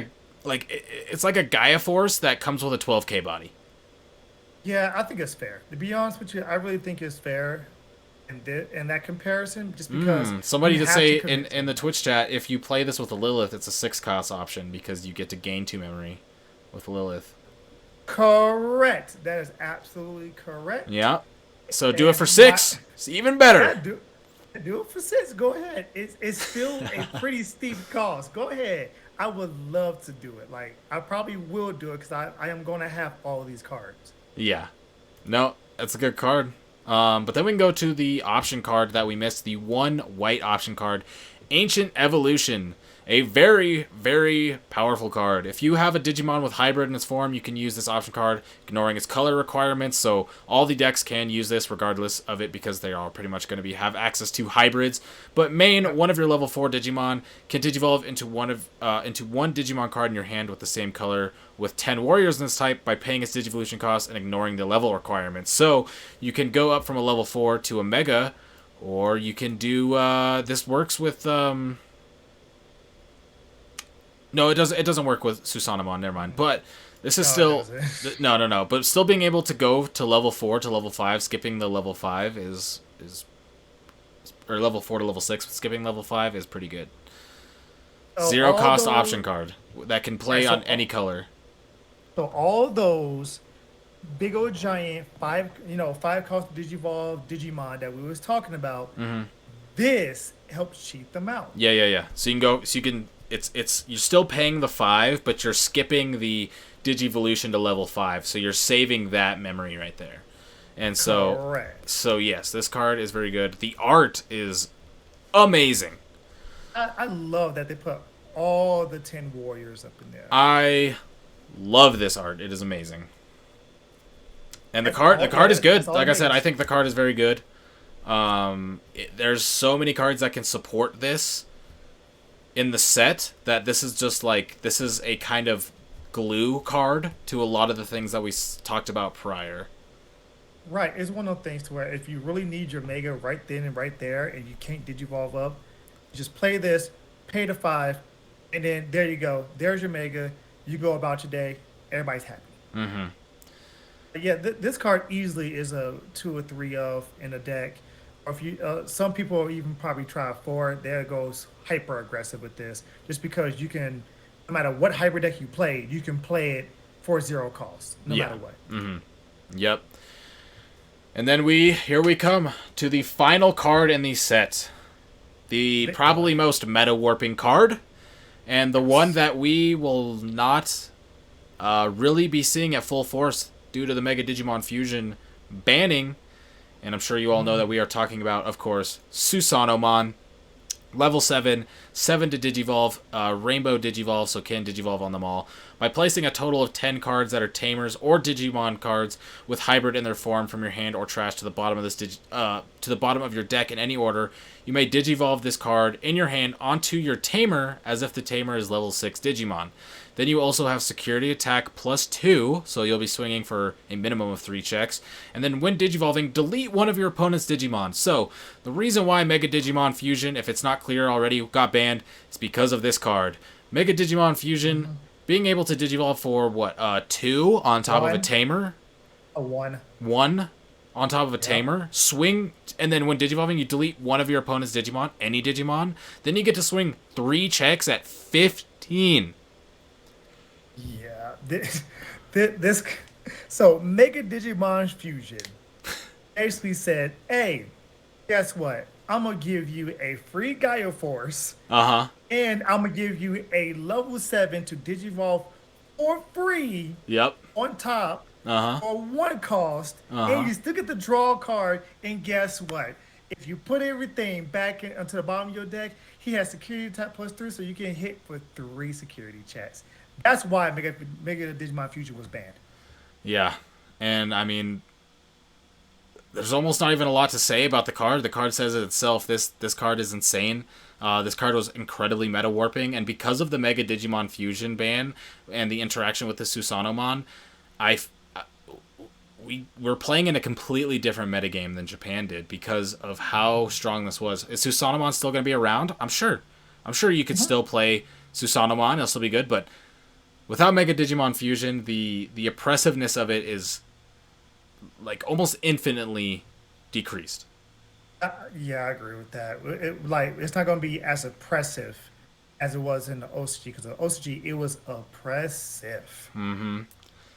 I like the alternate art of it too. That gold The around ultimate it. art is so good. The alternate art of both the Lucamon and the Susanomon, the secret rares, are fantastic. But gotta give it to Susanomon. Fantastic art.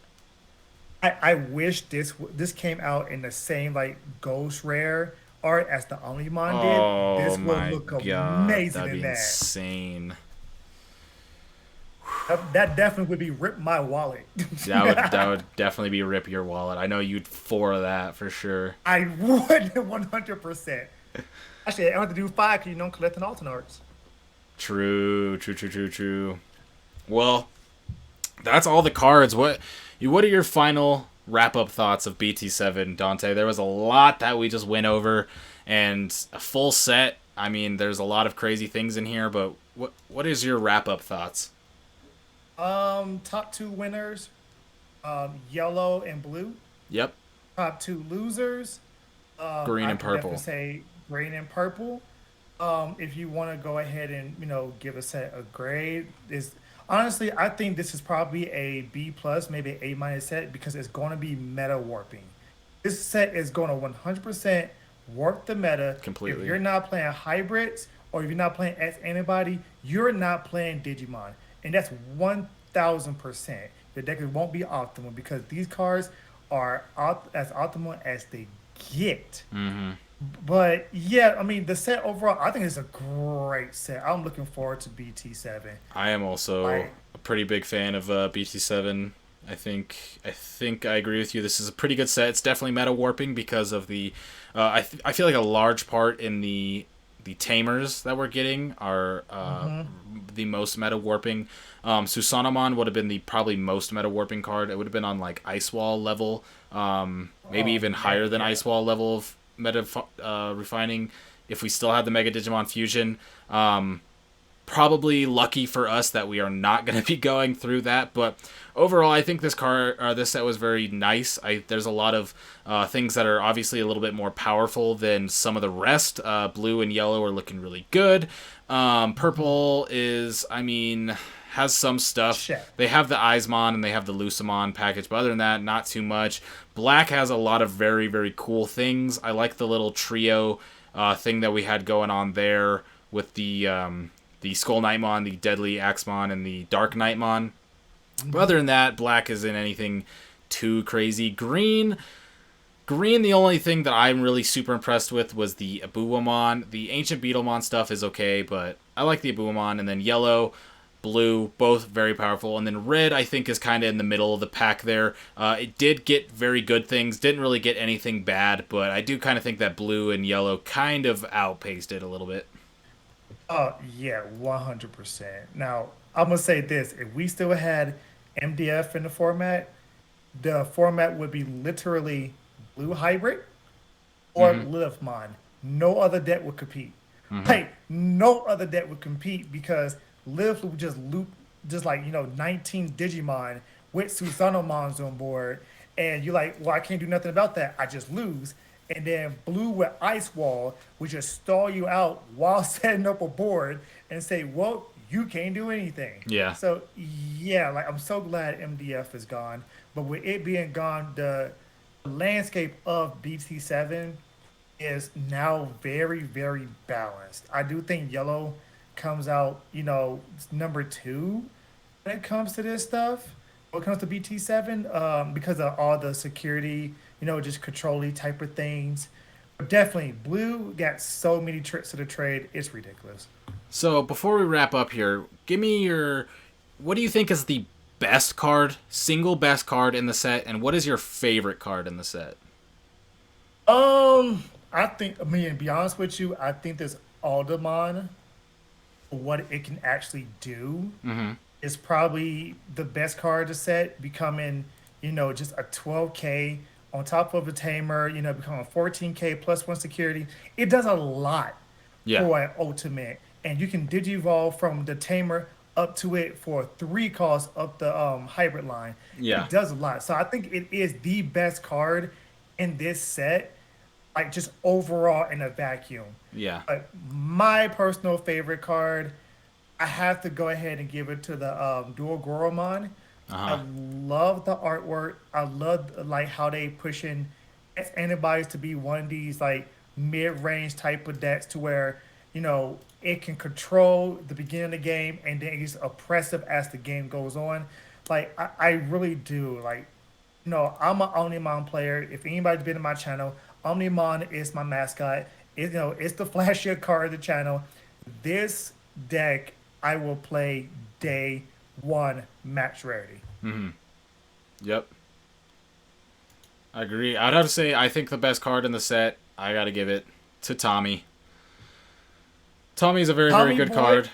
Tommy Um, Boy is a good card. Tommy is a good card. I don't think I really need to explain why I think that's the best card in the set. And I got to give my favorite card in the set probably over here to. I think I got to give it to Nemon. I think Nemon's very interesting because you get to on play a Tamer card, and then when a uh, Digimon is deleted with a Tamer card, you get to play it for free. I think this just works so well with the decks. I just kind of really I love the art. I like the Digimon that are on the art. I like the effects. I think this card is great. Yeah. Oh man, that card definitely like him and Bakuman is gonna be at least a 3 to 4 off in every hybrid deck. Yeah. Yep. Too good. And he's so derpy. Yeah. But with that being said, I think we got it all out here. And so, do you have any last final words or? I like this. Like I want to make, when we review upcoming sets, I want to make this a live thing, just like this. Just Mhm. being able to talk to people, see people's reactions, being able to get real time, thoughts of other people. Yet this was a good podcast. This was a good stream. I like it. We need to do this more often. Yep, we could definitely do this again. We did kind of just do the live stream here as a little, just something to do. We knew that this podcast was going to be a lot longer than all of our other ones because going over this set was quite significant. We definitely will be going over, probably have other podcasts going over other sets in the future, while covering other topics in the other podcasts. And so these longer ones we may or may not continue to do here live. It does seem like this worked pretty well after we got all of our technical issues figured out from prior to the podcast. Yeah. But yeah, with that being said, this is going to be this week's podcast. As always, if you have any questions, be sure to leave them in the comments down below for me and Dante to answer for you next week. We can go into as deep as we possibly can. But with that being said, I am Primitive. I am Dante. And we will catch you all next week. Peace out. Peace.